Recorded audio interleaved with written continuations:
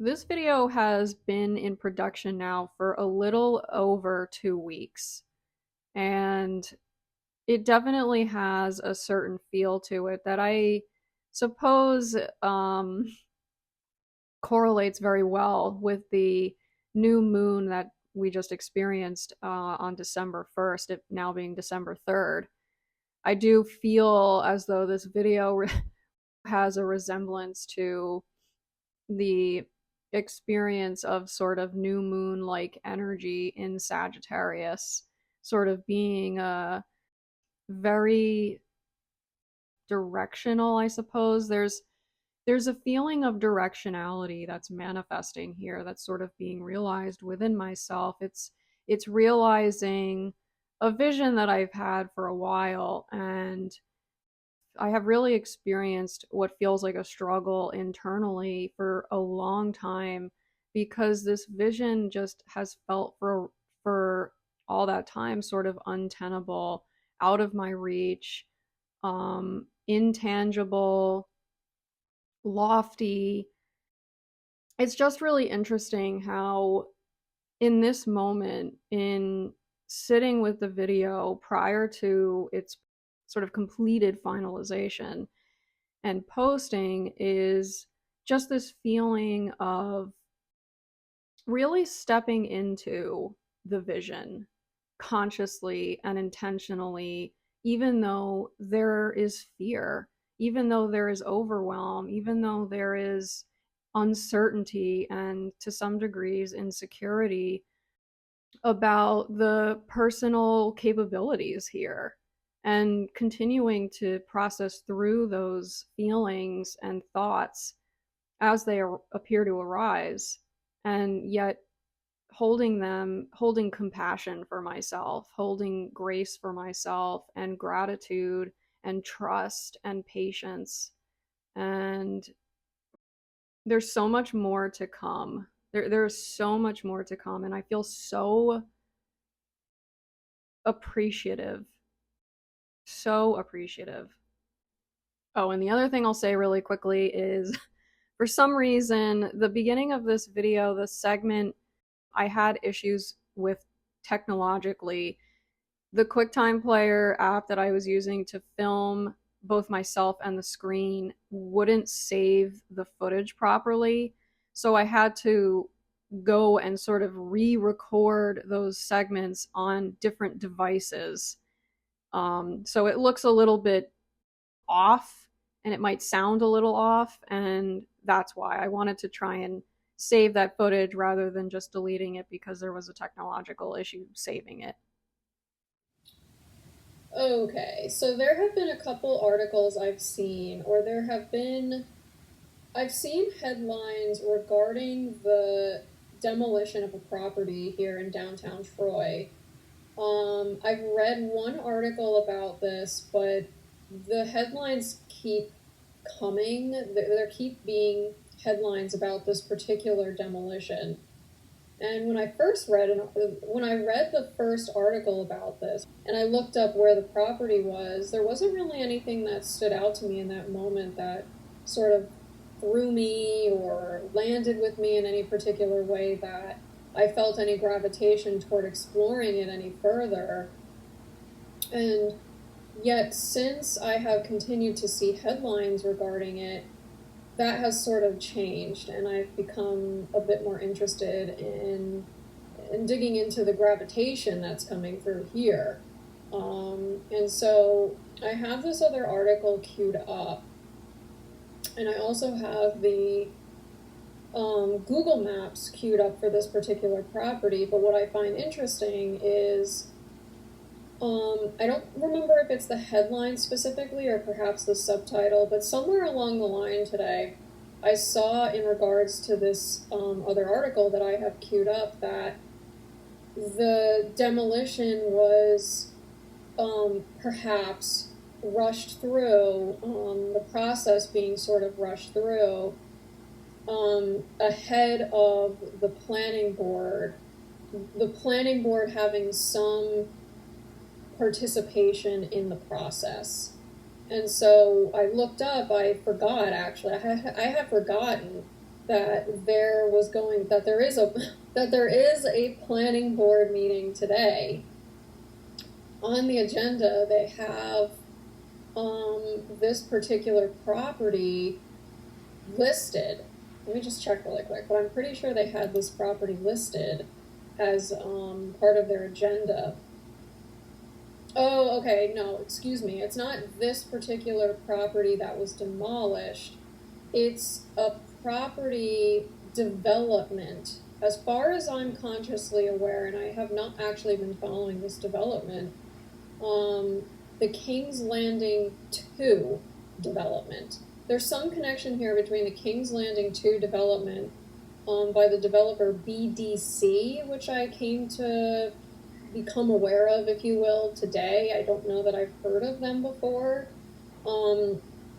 They constructed another unit in the same sort of block, if you will, of this building that's just been demolished.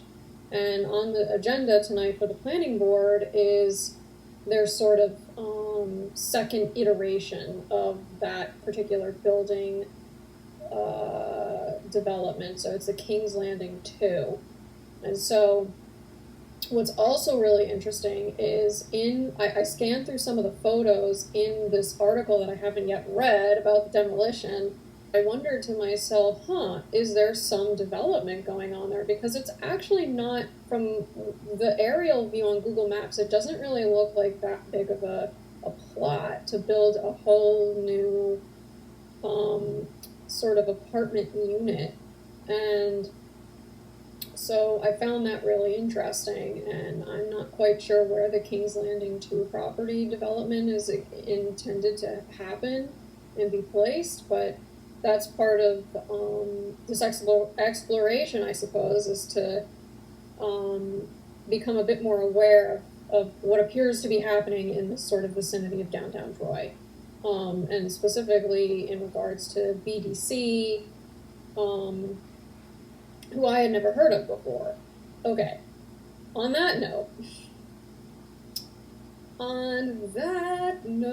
okay, so I think before getting into the agenda for tonight, and I do have intentions of going to this planning board meeting now, I think I'd like to try and read this article. So this is a Times Union article. Okay.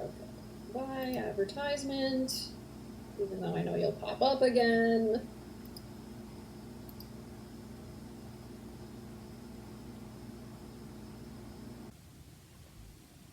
Alright, so here, let's go. Let's see. Doodly. Troy ordered building demolition as planning board was to rule on King's Landing 2. Okay, so that's what I saw this morning. This is a headline I saw this morning that really caught my attention.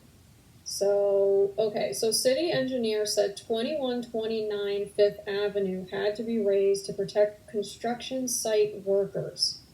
So 2129 Fifth Ave is the property that was demolished, I believe, this past, perhaps it was Friday. I don't recall exactly what day it was off the top of my head. But here are some photos from the Times Union article here. So, okay, just to give a bit of context, this is Fifth Avenue right here. This is not Fifth Avenue. Let's look at the map real quick.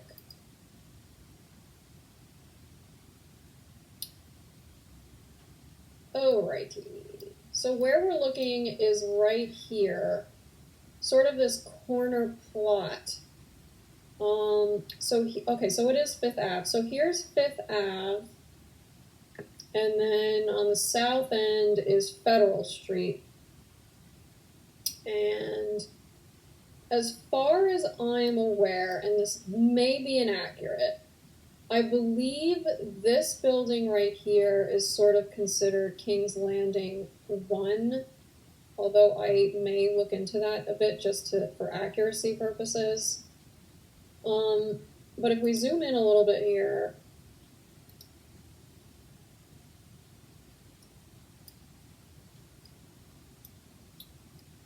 So the building itself, it has this sign Insight, which is why I'm kind of like, I'm not 100% sure if this is actually considered the King's Landing 1 development. So let's just see really quick.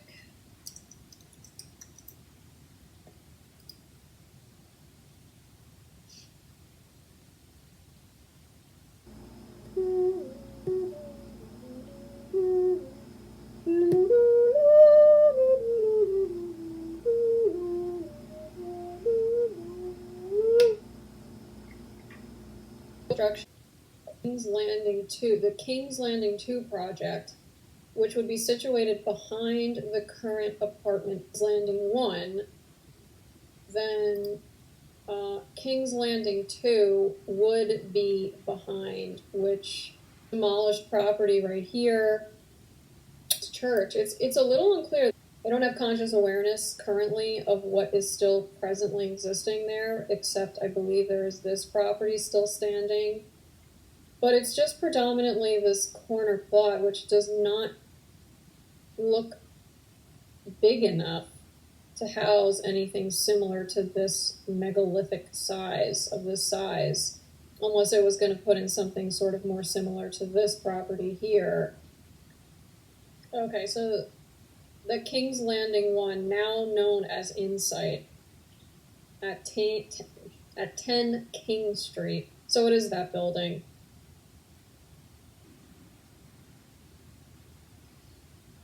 Neighbors Protecting Neighborhoods opened the second front in its campaign to stop King's Landing 2 after its members said they discovered differences between the floor plans filed with the Planning Commission and those on file for the building permit for King's Landing 1.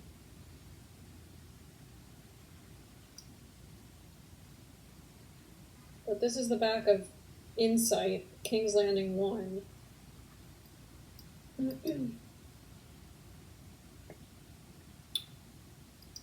And then this is 2129 Fifth Avenue that just got torn down.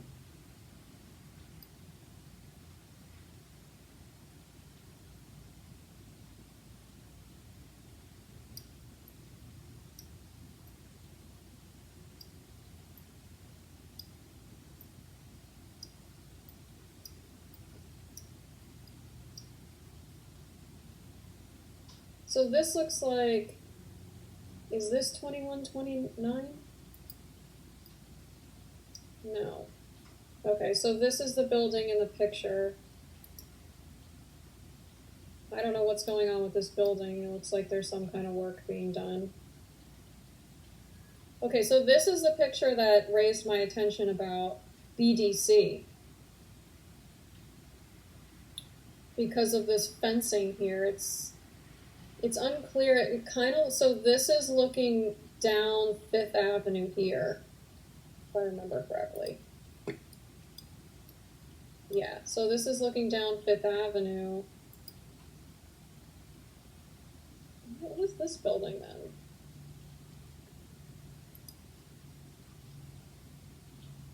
That's weird. This building is current as far as I'm aware.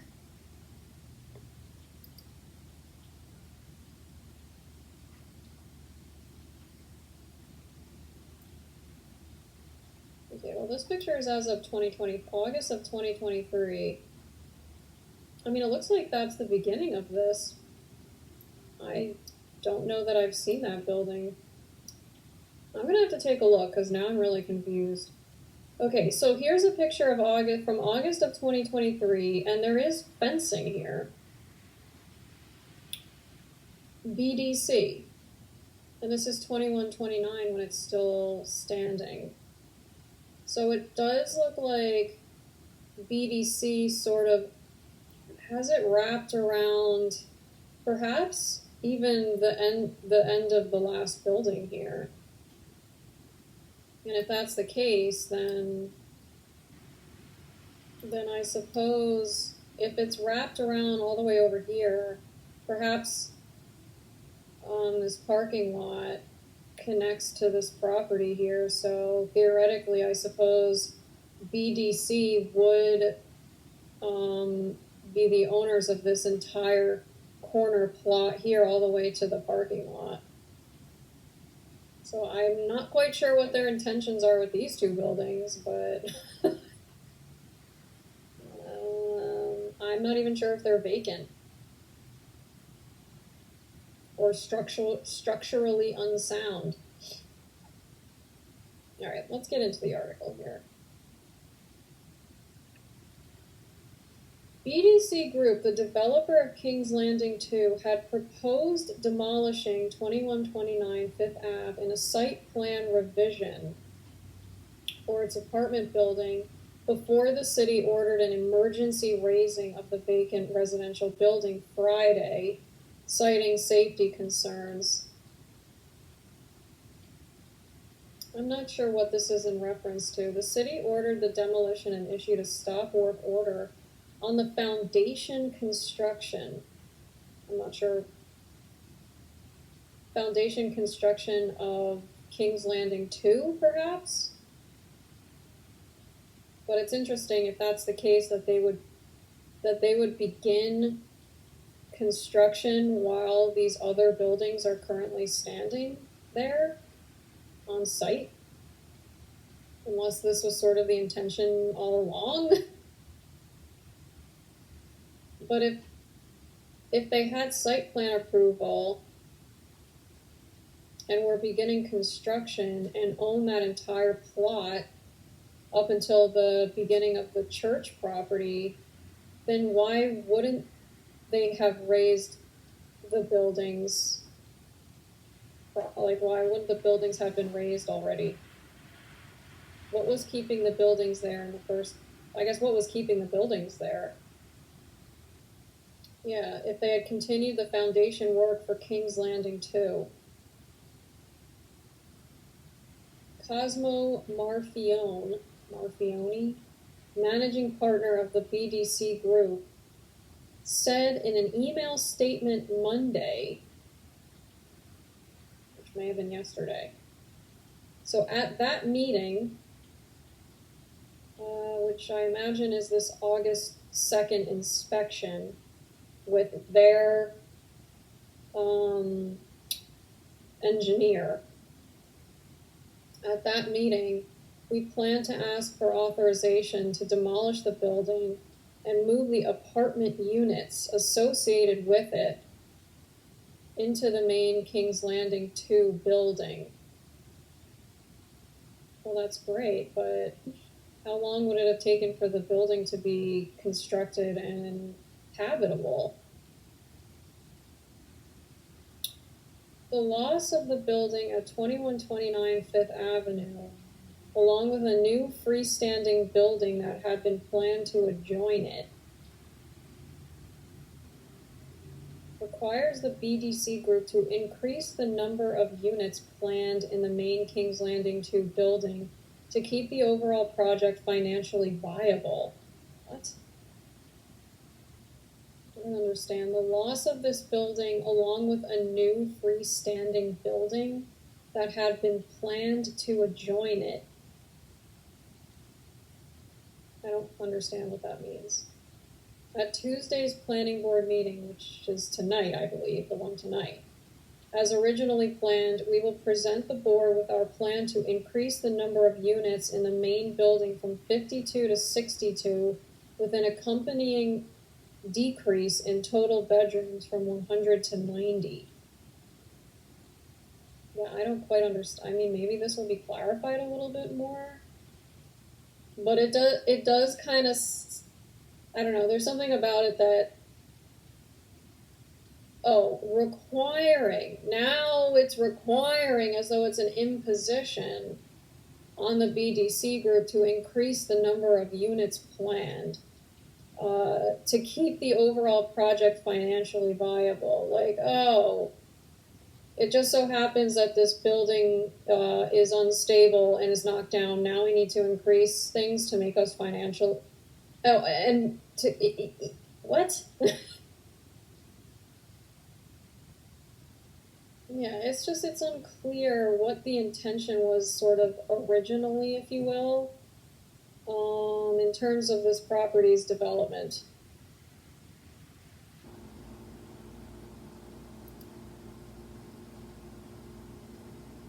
letter below regards the proposed King's Landing 2 in Troy. This is from March 26th of 2021.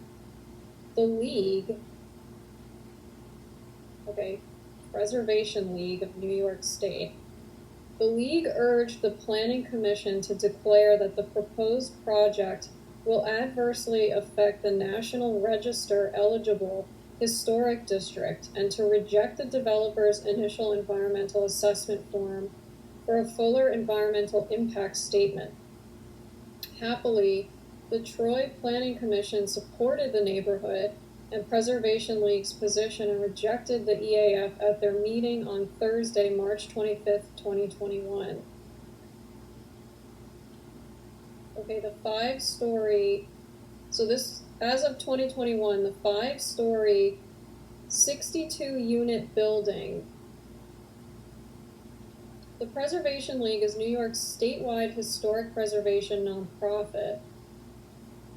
In particular, we wish to call the Planning Commission's attention to the project's proposed demolition of 4 National Register eligible historic buildings. Interesting.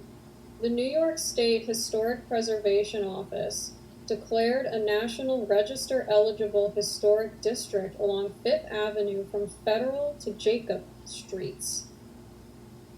At that time, they also noted the adverse effect this building would pose on the entire block of historic buildings. From Federal to Jacob Street. So here's 5th, from Federal to Jacob Street. Interesting.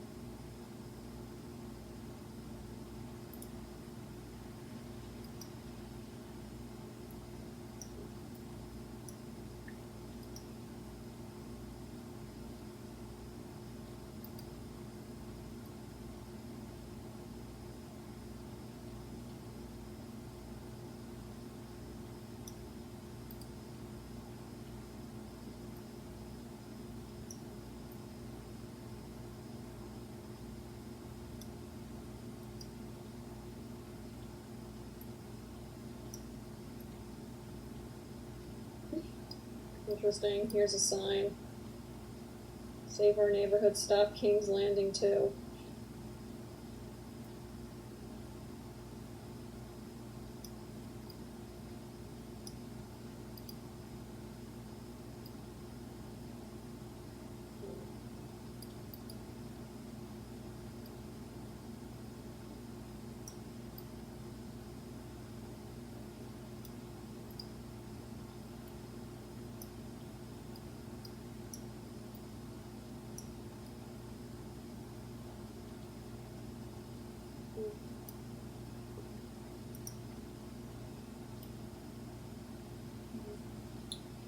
I wonder if this building is even still standing. This picture was captured June 2022. Wow.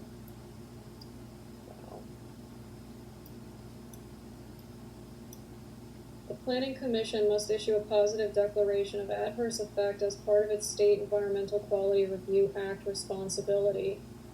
We ask the Troy Planning Commission to compel the developer to investigate alternatives to their current proposal. These alternatives should include the potential to rehabilitate and adapt the existing historic buildings for the new use and alternative siting for any new construction. Interesting. Okay, so we're doing something a little bit different because I just finished recording a 40-minute computer session and none of it saved properly through QuickTime Player. So I'm gonna have to figure out a way to save that footage, but it has sort of forced me, if you will, into setting up a little bit of a different scheme here. So I'm currently screen recording on my iPad, and I'm recording on just the portable camera that I have. So hopefully things go smoothly. If not, we'll keep adapting and going with the flow of the sort of technical challenges here. But on that note, I did become interested in reading the letter to the Planning Commission in regards to the King's Landing 2 development.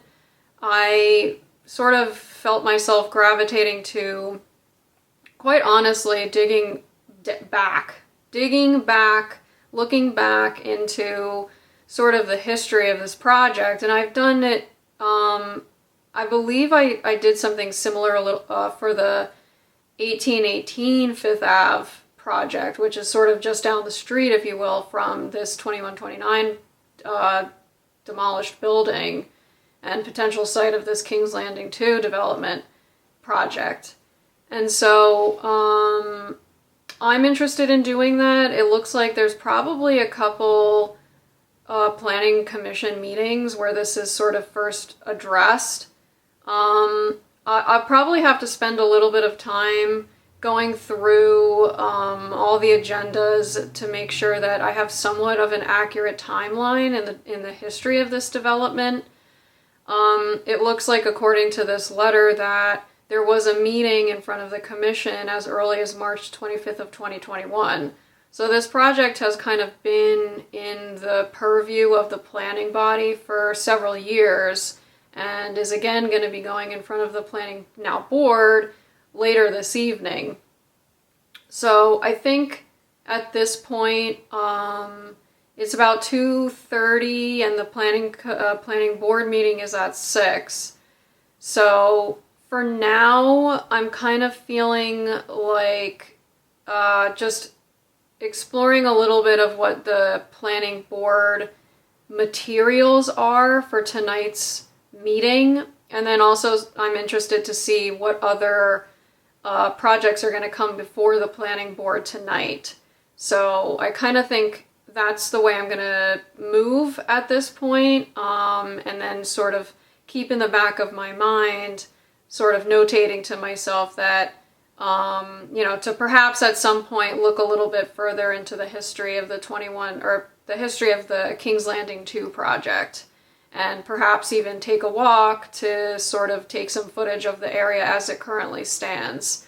So that's kind of the landscape I'm sort of feeling at the moment. So I guess I'll get into the agenda and the agenda materials and see if there's anything else that speaks really loudly.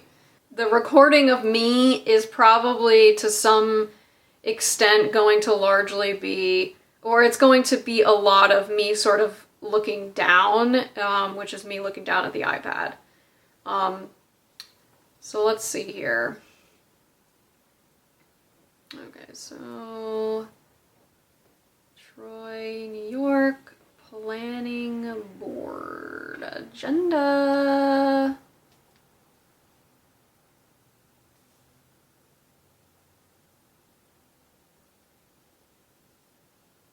Oh, it pulled up Planning Commission and the first date is July 17th of 2024. I was like, Planning Board.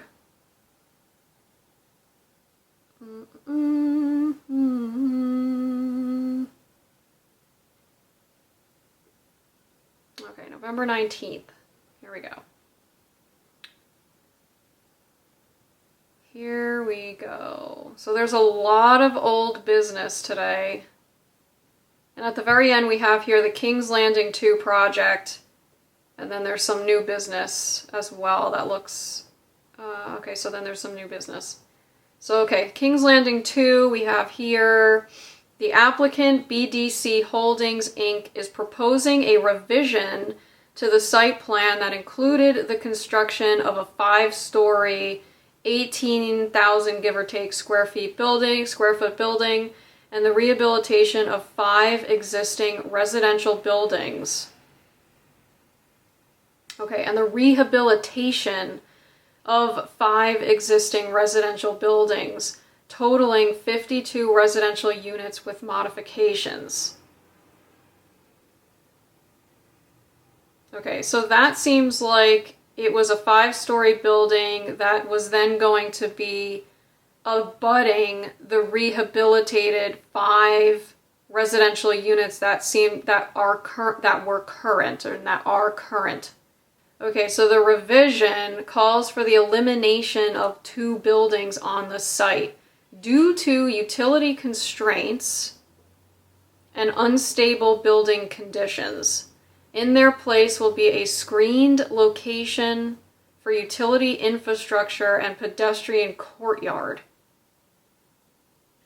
The proposal also increases the total units by 10 and decreases the bed count from 100 to 90, eliminating 3-bedroom units in favor of more studio 1 and 2 bedroom units. Okay, so that's pretty in line with what the article was saying. Yeah, okay, so the address 2129, 2133, 2135, 2139, and 2141 Fifth Ave is probably those buildings that go up until the church property. Yeah. This request is also for the removal of 2129 Fifth Ave, which has already been done. And in its place, a pocket park will be constructed. 2131 Fifth Ave is also being requested to not be constructed due to National Grid's need for increased electrical infrastructure. So interestingly, 2131 Fifth Ave is not listed in the property address. There's 2129, 2133, 2135. So what is 2131?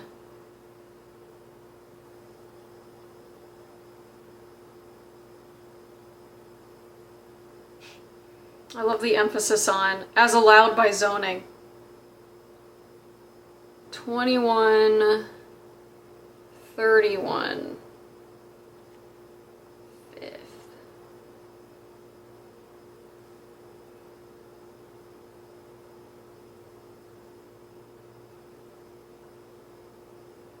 I mean, I imagine it's this property directly next to it.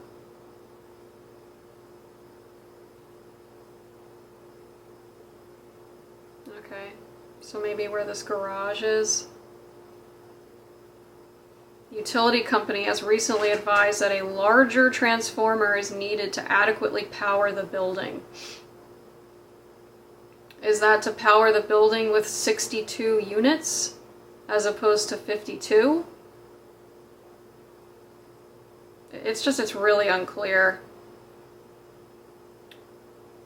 We request the approval to demolish 2129 Fifth Avenue rather than rehabilitate it as was initially approved. Constructing a new building with necessary utilities while restoring the existing dilapidated foundation of 2129 would require a restoration process that poses significant safety risks during construction. This is supported by the attached report from our structural engineer.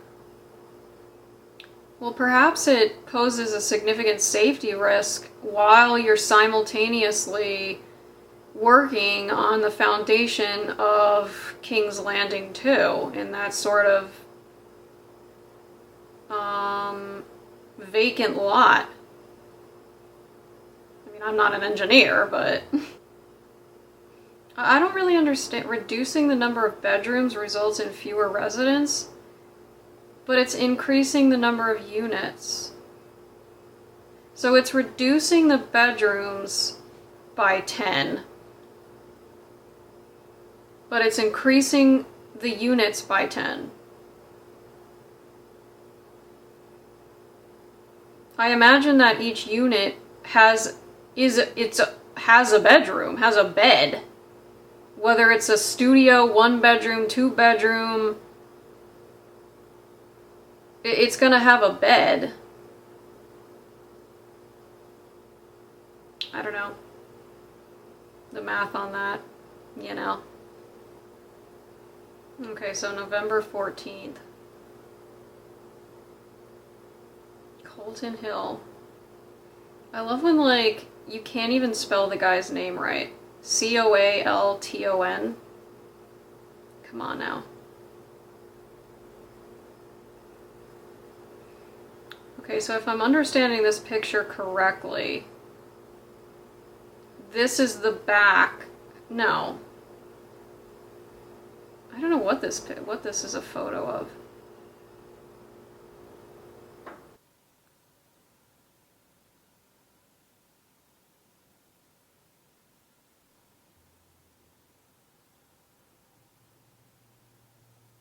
Who pays for the demolition? Is it at the cost of the developer? Or the city? City of Troy's emergency condemnation procedures. Okay, so on the left is Federal Street, and then we've got 5th Avenue on the bottom. So here's King's Landing 1 to the north. Looks like they intend for some retail. I mean, I'm not quite sure if the grass area to the northeast of the parking lot is what they're considering a pocket park. It's a parking lot on the first level, I guess. Yeah, 5-level apartment building, 36 parking spaces at first floor. I don't really see where traffic enters here.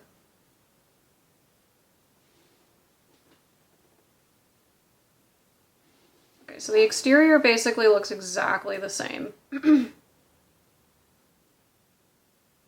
Okay, I mean, I kind of see how they're incorporating those two older buildings, which I do have to say is actually nice.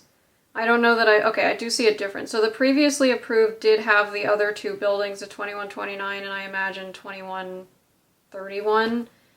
Although what's interesting is right next to 2129 is a garage, so I'm not quite understanding, unless they were going to build another building, I don't know what that is in reference to. Unless I'm totally getting this wrong. Yeah, I don't quite understand. So it's a 2-level. Yeah, so it's almost as like they were going to build another unit there. So maybe they were intending to build another unit, and that's where, I don't know, I don't quite understand what they were talking about with a transformer and National Grid having to put in some transformer, but with the addition of a building, I guess they would have had to have a bigger transformer. I'm not really sure. That's also a little unclear to me, but it does look like they were trying to build around these properties, which is interesting. I honestly don't know that I've quite seen that before, so there is appreciation there for sort of the integration technique, or the at least attempt and sort of the intention to integrate these diverse properties, both not only in age but in sort of style and architecture, design. Yeah, new infill building. Okay, so updated power requirements from the utility company requires a new transformer. It's still unclear to me whether this power requirement for a bigger transformer is, like, what that is in relationship to. Is it in relationship to the addition of units? Because it's interesting to me, if that is the case, how to say that there is a potential decrease in water consumption, and there were some other things in there, but a potential decrease in water consumption, and I know this is referencing specifically National Grid, which is electric and gas, but just how there's this imagined sort of theoretical decrease in water consumption with a decrease in bedrooms and yet an increase in units, and how there is also this request from the gas and electric company to increase the size of the transformer. I'm wondering if there's a correlation there. Especially because they're, in this revised edition, they are removing this theoretical infill building, which perhaps is partly why there is a reduction in bedrooms and yet an increase in units. I see. Yeah, so they're just making it open space. And I guess to adapt with the loss of units and bedrooms, because removing the 2129 building that was currently there and removing the theoretical infill building is a reduction in both units and bedrooms. So to compensate for that loss, I suppose they had to, redesign the bigger structure to accommodate an increase in whether it's units and bedrooms or one or the other, whatever it ended up being. They had to compensate for that sort of loss. And so I'm wondering if that compensation for that loss is impacting the size of the transformer somehow. Okay, well that's the conclusion of their materials in this agenda.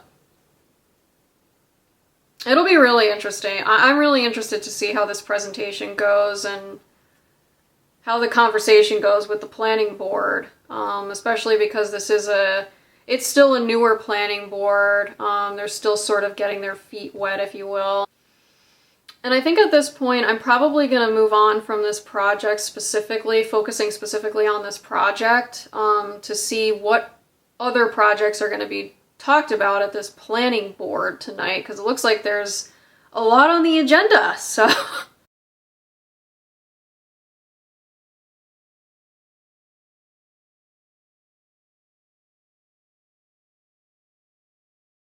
When I was exploring the King's Landing 2 site on Google Maps, I very briefly glimpsed what appeared to be a monument to its north at the cross-section of 5th Ave and Jacob Street. I hadn't been consciously aware of this marker prior to that, so naturally I became very curious.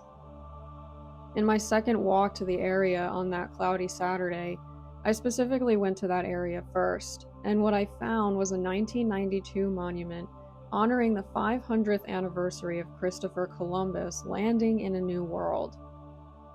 On the monument is a quote of his as follows, quote, "And the sea will grant each man new hope as sleep brings dreams of home," end quote. At current, I'm not consciously aware of the history of the erection of this monument, although I do have interest in that. For now, I feel more called to acknowledge that there are many perspectives and feelings regarding Christopher Columbus's travels to this new land, and the subsequent acts that culminated into what we experience today. Nonetheless, this isn't about Christopher Columbus. It's not really about anyone in particular, nor the story of how the America we experience today came to be. It's also not really about any planned project on a streetscape. That doesn't mean people and stories and plans aren't important and meaningful. Just that the focus here and now is on a deeper layer. It's a fertile layer whose constitution is of the sea, a representation of possibilities. Its constitution is of dreams, a representation of imagination. And its constitution is also of home, a representation of security and safety. When looking at 5th Ave from Jacob to Federal Streets, I intensely feel the tension between a pulling toward the past and a pulling toward the future. Often that tension can feel quite irreconcilable. Interestingly, that irreconcilability feels intimately connected with a perception that the past and future are separate, mutually exclusive experiences, with one often being stressed over the other as either better, more valuable, and more worthy, or worse, less valuable and less worthy, as either more or less possible, more or less imaginative, and more or less secure and safe. So I suppose rather naturally in a linear sense, there would be a feeling of these opposites being at odds, which perceptually could appear quite problematic. But perhaps there isn't a problem at all. What then? An opportunity. An opportunity to come full circle and observe that that deeper layer, where possibilities, imagination, security, and safety are experienced, lies within the inner landscape of all of us. An opportunity to observe that what appears on the surface of a streetscape is the physical manifestation of how we all relate to that inner landscape we all share. It is on that common ground from which we animate the streets. It's a land that harkens back to a call for imagination and exploration into possibilities, and a coming home for safety and security, and yet projects forward a desire for more. Perhaps from there, the experience of the past and the future is not irreconcilable, but held in deep present regard for and resolution with yesterday's tomorrow.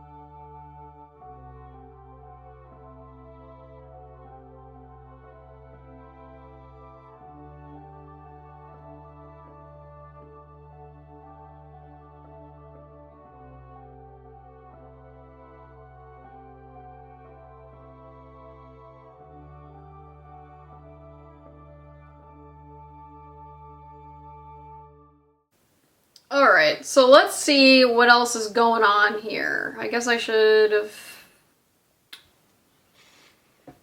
Thank you.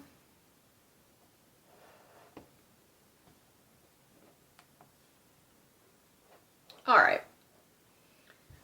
So let's see what else we got going on here. Old business. Dunleer Drive Extension.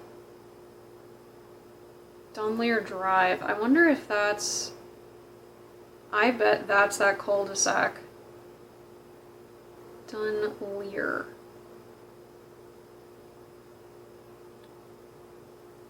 Yup. Yup, that's that extension. Okay, that's that extension.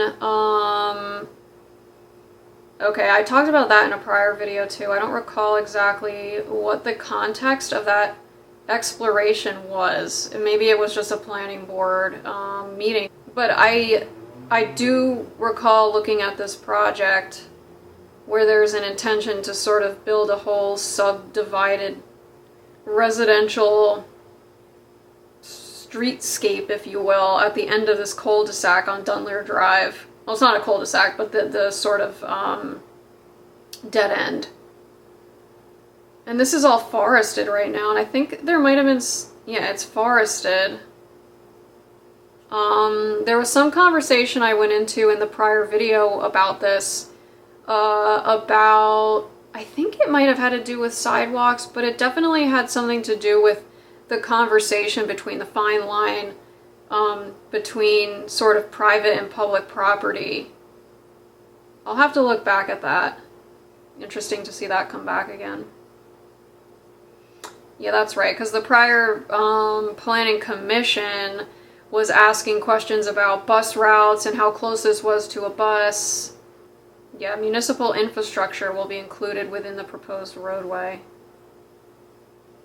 Okay, so this 212 4th Street is also a property that I looked at in the video where I looked at the 201 First Street property.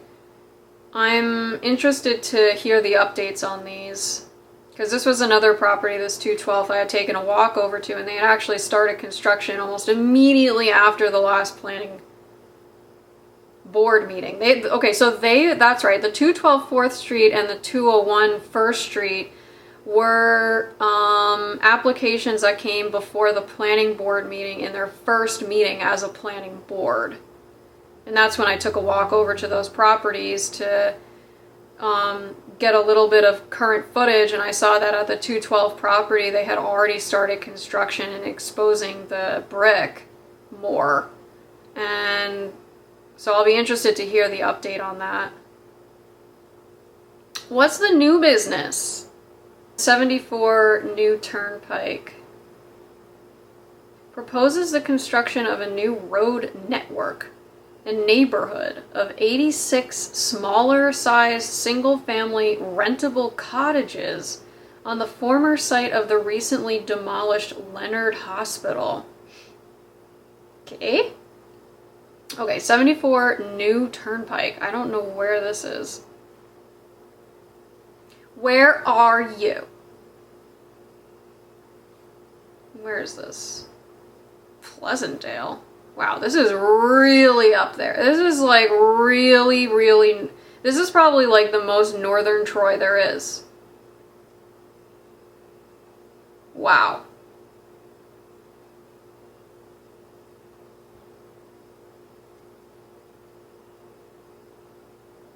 Interesting.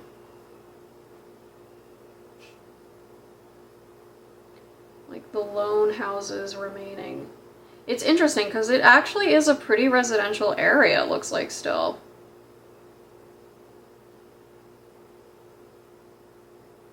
I guess they're talking about this whole property in here.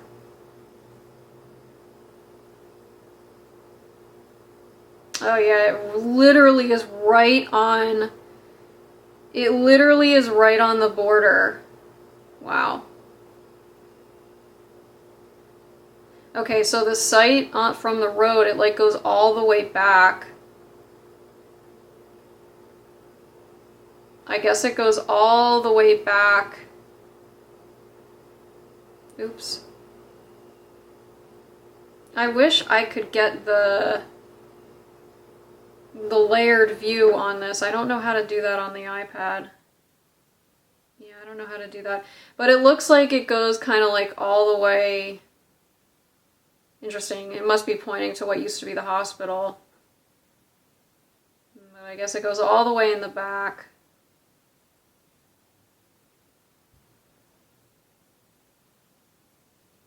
Yeah. Wow.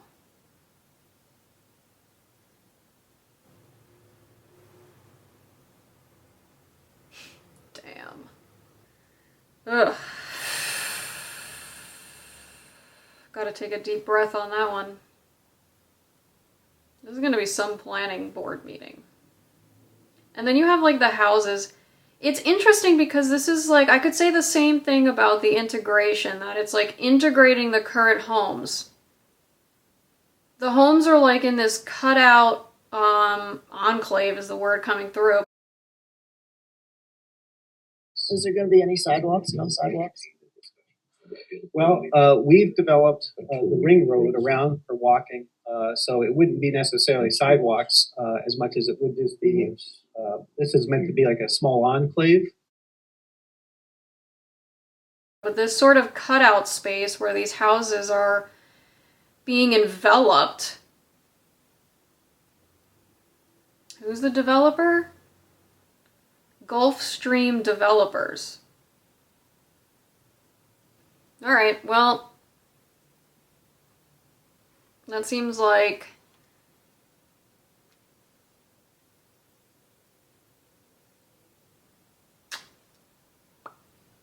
You know, there's a glare. Ooh, there's a glare. Yeah. This will be a really interesting planning board meeting. I have a feeling it's going to be pretty long. I guess we'll see if I stay to the end. I'm not really sure. Should be interesting. Mr. Chair, members of the board, my name is Roger Keating. I'm from Labella Associates, here tonight on behalf of the applicant, Morris Klitschman, to give the board an update and on where we've been with this project. I know the board has changed since we were last here in June of this last summer, but when we were before the board last, we had proposed a similar style plan as you've seen in the packet. But the plan had proposed 21 lots, 19 of those being single family, but 16 of those were townhome style units, meaning they were still single family home, but they looked like a townhome from that perspective. As we were going through that process, we presented to the board, and it was recommended that we do a little bit of community outreach, just so that we could touch base with the surrounding neighbors here. So that was what we did. Shortly thereafter that meeting, we had a meeting, a neighborhood meeting, and we received some comments and feedback during that meeting. And as such, we took the plan back and we made some revisions to it to basically do a betterment from where we were before. So now we have before you a 19 lot subdivision. One of those lots would be for stormwater management. All of the homes now, so being 18, they'll be single family homes. The project site's about 11 acres in size. So around 4.5 acres of the site is being used for the residential development, and the balance of it will remain undeveloped. And similar to where we were before, we are going to be extending all of our water and sewer from the end of the cul-de-sac that currently lives there at Dunleer Drive. So our water and sewer will come into the site from there. Stormwater will be managed on site because we're disturbing over an acre. We're required by New York State DEC to do stormwater management. And basically what that requires us to do is to capture and treat our stormwater on site prior to releasing. So we're not going to be increasing the rate of runoff, and we're going to be treating it prior to release. Also, as part of the project, we straightened the road out. Before we had a curve to that, which pushed some of the lots closer to the slopes. We worked with the city's engineer on working through some of that, but with the layout changes, it really reduced a lot of the potential impacts to where the slopes are because we moved the buildings much further away. Also, as part of the project, we've been working on getting some reductions to the combined sewers over in that neck of the woods. We provided Russ some information regarding that. We're going to continue to work through that, but we found a way to take about 2 acres of stormwater runoff out of the city's combined sewer system, which is a great benefit to the city and the residents that are in that general area of the project. So, but that's a big picture overview. Basically, it's a subdivision review. That's what we're looking to do, single family homes. I have a question. Who is going to be in charge of plowing, and is this city garbage pickup? Yeah, so the intent that we're looking to do is to continue Dunleer Drive as it is today, which is a city street, with city services such as water, sewer, stormwater, as well as collection and plowing. In the engineering department and planning code enforcement, we reviewed the project with the applicant's engineer. There's approximately 9 acres of green space, about 6/10 acres of building area, and 6/10 of paving, associated with the project. So he provided a substantial amount of green space associated with this, about 428,000 square feet of green space, 26,000 square feet of paving, and 26,000 square feet of building area. He took 2 acres of equivalent stormwater out of the city infrastructure. So it's a substantial improvement. The owner owns a total of 11 acres here, only a portion of it's really being developed. This project has gone through a long way of iterations to a substantial improvement. At this point, we would recommend the board may wish to consider approval of the project contingent on We requested a slope stability as a matter of course, due to the steep slopes on the west side of this. And then we're going to work out any details with regard to finalizing the storm drainage. So this was not only a complete application, but substantial improvement over what was originally submitted. Okay. I have a question about the 420,000 square feet. Is that going to be set aside forever? Or is there some sort of deed set up when you sell these homes where that won't be developed in the future?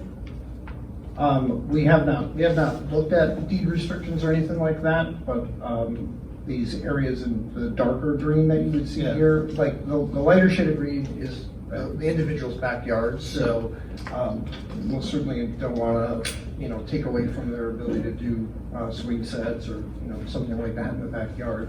But that's something that, if it's so desired, we can talk with the applicant about, that possibility. But what I would say is the intent here of the balance of that dark green area, that's what we're considering the stormwater management block. So what that could do is we could, that would become part of the stormwater system that's there with the roadway, and connected to this kind of becomes part of the city system as well. So that in its nature almost creates the ability for someone not to be able to do anything more on there. Thank you. That's a low-lying area, somewhat wet, and I don't think we'd be interested in having it. Who would own it? As of right now, we're intending on asking the city as part of the drainage system, as part of the road conveyance. That would be part of the land that we would look for that to be conveyed over. If it's not desired, we would simply just break that out as its own standalone lot. And it would just have to stay in the current ownership. And the owner understands there's no guarantee the city is interested in purchasing the property. Again, that if we possibility. kept it in there, we would need to work out easements with the city as it relates to making sure that the city can have access to the drainage networks of the utilities that are there. And as a practical matter, if your owner decided to want to do something with that, then it'd be subject to approvals, We would which would include somehow this management system has to be maintained. Right. And as part of any stormwater pollution prevention plan, you're required to put an operation and maintenance plan along with that. That's included in providing the city. I have a question. Does the city council still have to approve the road extension? When the road is completed and we test the water, and the applicant does a pressure test on the sewer, we will make a recommendation for the council to accept the road. Yes. Any conversation about like enhanced public safety, just adding those homes off that cul-de-sac?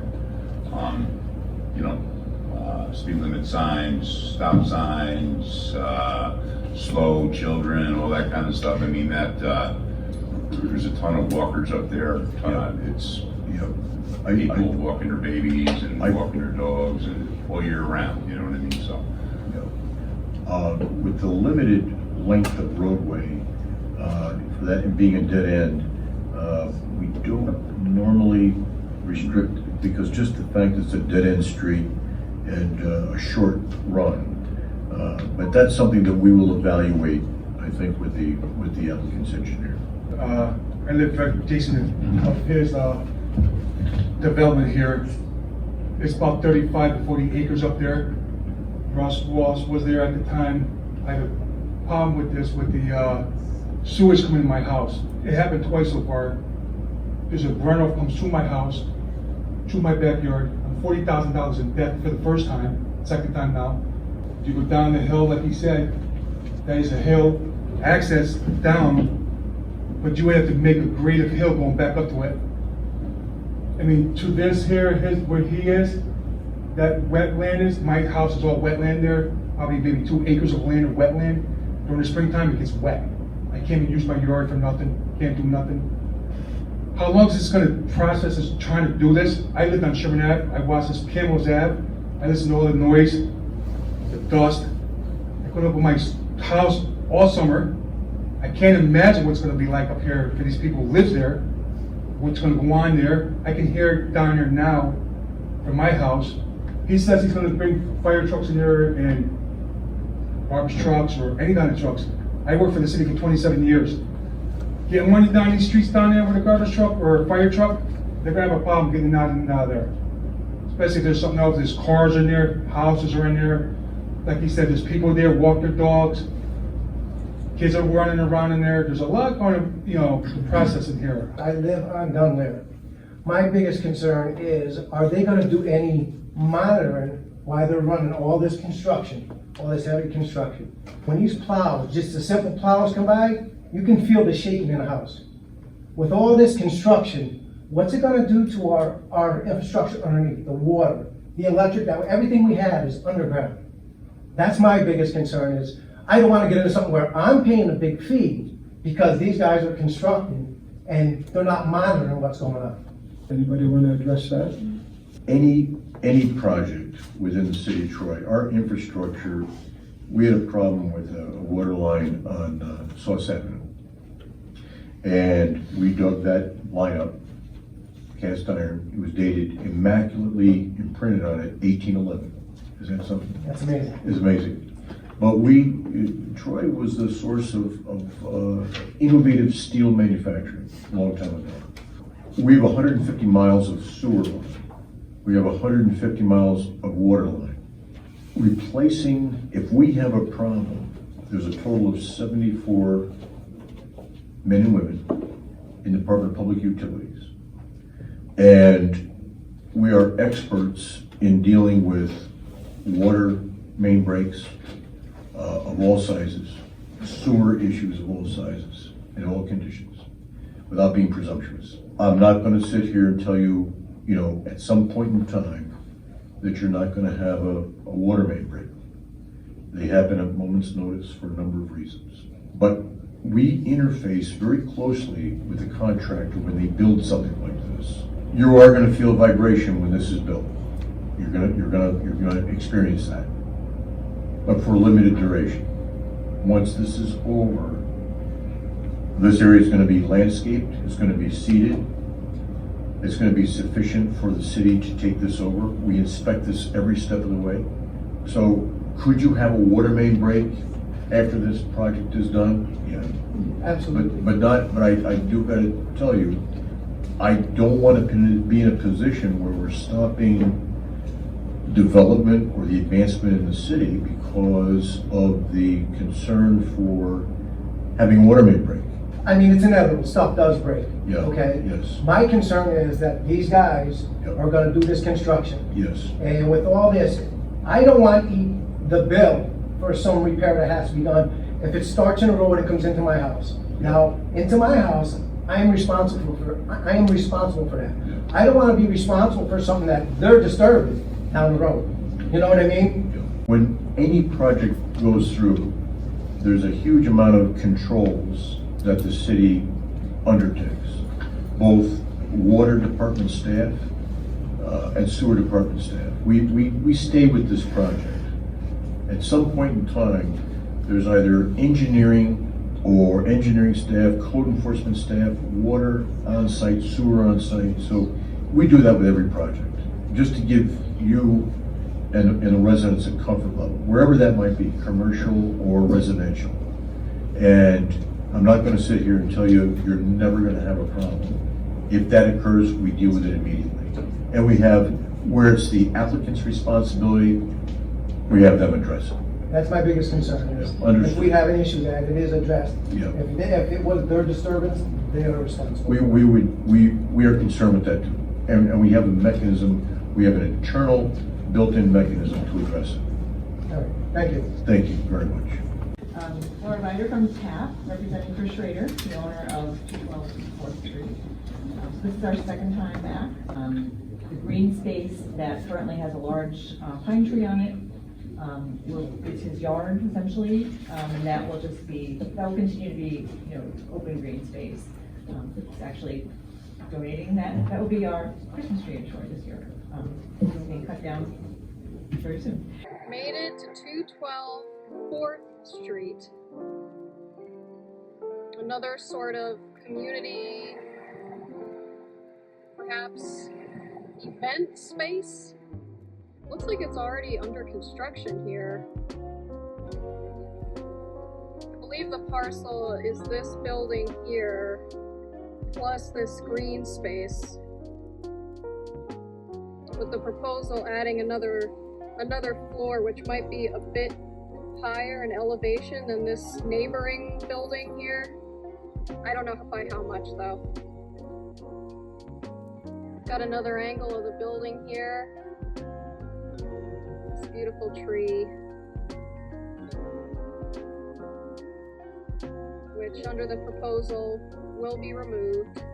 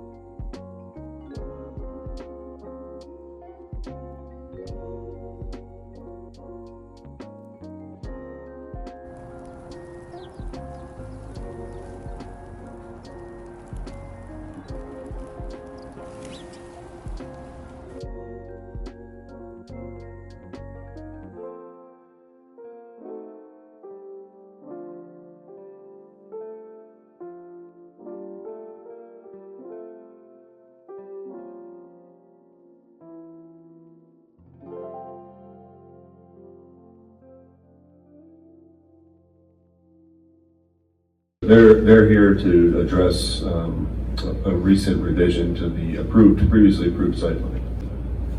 Could you identify yourself for the record, please? Sure, my name is Cosmo Morfione. I'm the managing partner for BBC Group. Here with me is my partner, Colton Hill, who's in charge of construction operations for our company. A little background on this project. It was approved about 18 months ago. It's on the corner of Federal and Fifth Ave in Troy. It's the second phase of a first project we did on King Street. This project included the construction of a new building, a large new building, an infill building, and a rehabilitation of 3 existing townhome style buildings. I'm not sure if the board knows some history about the third building. The building that was recently demolished. About a month or so ago, we determined that the building at 2129 Fifth Ave, with our engineers, that the foundation was structurally unsound, and obviously part of our rehabilitation program was to address the scope. Our structural engineer came on site as we're determining the means and methods of perform the stability, and has advised us that in order to do so, it would cause some unsafe conditions to our workers, right? And we should in order to do what? In order to stabilize the foundation, and we should consider going back to the city and speaking to the engineer and the board to see if we could actually demolish the building and not go ahead with the rehabilitation. But also recently we found out that the existing transformer on site that we originally installed for the first phase of the project, the utility company has said that there's not enough power to power the second building, the second phase of the project, and we needed another place to install this transformer. So the original intent here is to come here and ask for permission to demolish 2129 and the little infill building that was just clearly put there for aesthetic reasons, and to gain some more units is to not build that one and try to put those units into the new big building. And that's essentially what we were here to do. Mr. Reeves came on site with his team last week at a routine inspection and essentially saw that the building was unsafe. And as you know, the city has the right to deem buildings unsafe, and proceeded with the demolition of the building last Friday before we came here. All right, so these two buildings shown here are existing buildings. These were stabilized. The foundations, you know, when we bought this project, we stabilized the foundations, we repaired the roofs, and we did what we had to do on these two buildings. This is 2133 and 2135. So these are existing buildings that are going to continue to get rehabilitated. What you see here is the new building that was approved around the existing buildings. The image, this particular image, was done to show what it would look like without the 2129 Fifth Ave and 2131 Fifth Ave, which are the two buildings that we are proposing not to rebuild. Well, one was to be demoed, one was not to be rebuilt, because it will change the site plan. So because we had a previously approved site plan, and now that it changed, the building didn't get bigger, we're not adding impervious surface, we're not changing any of the footprint, any of the outside, any of the image, nothing is changing. We are just proposing to not build that section. And because that's a site plan change, we need to present it to the board. In August of this year, as part of reviewing the project, we made a site visit, and both myself and code enforcement evaluated 2129 Fifth Avenue. We found that portions of the laid up fieldstone at the base of the foundation on the inside were missing. Over the years, water had gotten between the outside, the cavity between the outside course of brick and the inside course of brick, froze and expanded and actually separated the outside wall. So we pointed this out to the owner that the structure was very unstable. And I know that the previous planning board had asked that it be renovated, which was perfectly fine. I mean, until you get into the details of how to renovate this, how to stabilize it, we indicated that any driving of sheet pile, ordering of what is known as secant piles, which is a very common method of underpinning a building, would probably destabilize the structure and cause a collapse. We brought that to the owner's attention. We also brought the fact that we required the owner's structural engineer to make an evaluation, site evaluation, which he did. In August, I received a report indicating that the structure is highly unstable and needed to come down. So renovation of 2129 was not a practicable, safe option. I had gone by the building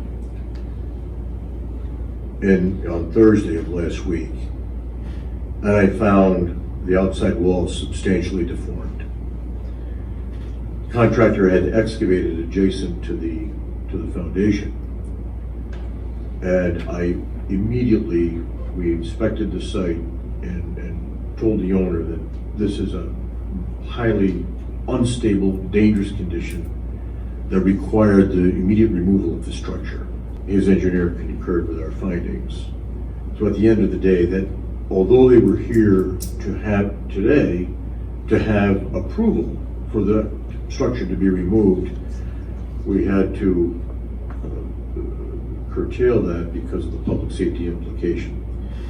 Had we left that up, in all likelihood, that structure would have collapsed, not only in the city right away, but would have compromised the one structure to the north that they renovated. So it's important that the board understands that background, that we ordered that immediate demolition for public safety. Okay, so we understand why it had to come down, but at that point, but I don't think we quite understand how it got to the condition where it had to come down. some questions about that. But, city engineer, you said that you had got a report that the building was unstable. Yes. That was a report submitted to you by the applicant's engineers, right? You Yes. didn't make that determination yourself at that time, correct? That's right. The applicant's engineer in August concurred with our findings that the structure could not survive or safely be stabilized because of the condition of the laid-up field stone, and also because of the deflection and deformation and separation in the wall internally. Okay, so I want to ask some questions of the applicant, but maybe you could help me with this. The building was standing there for how many years? I believe that the building dated to 1880. Yeah. And if this project hadn't begun around that building, would it still be standing today? It would be standing, but would be a very dangerous structure that would require us to take action.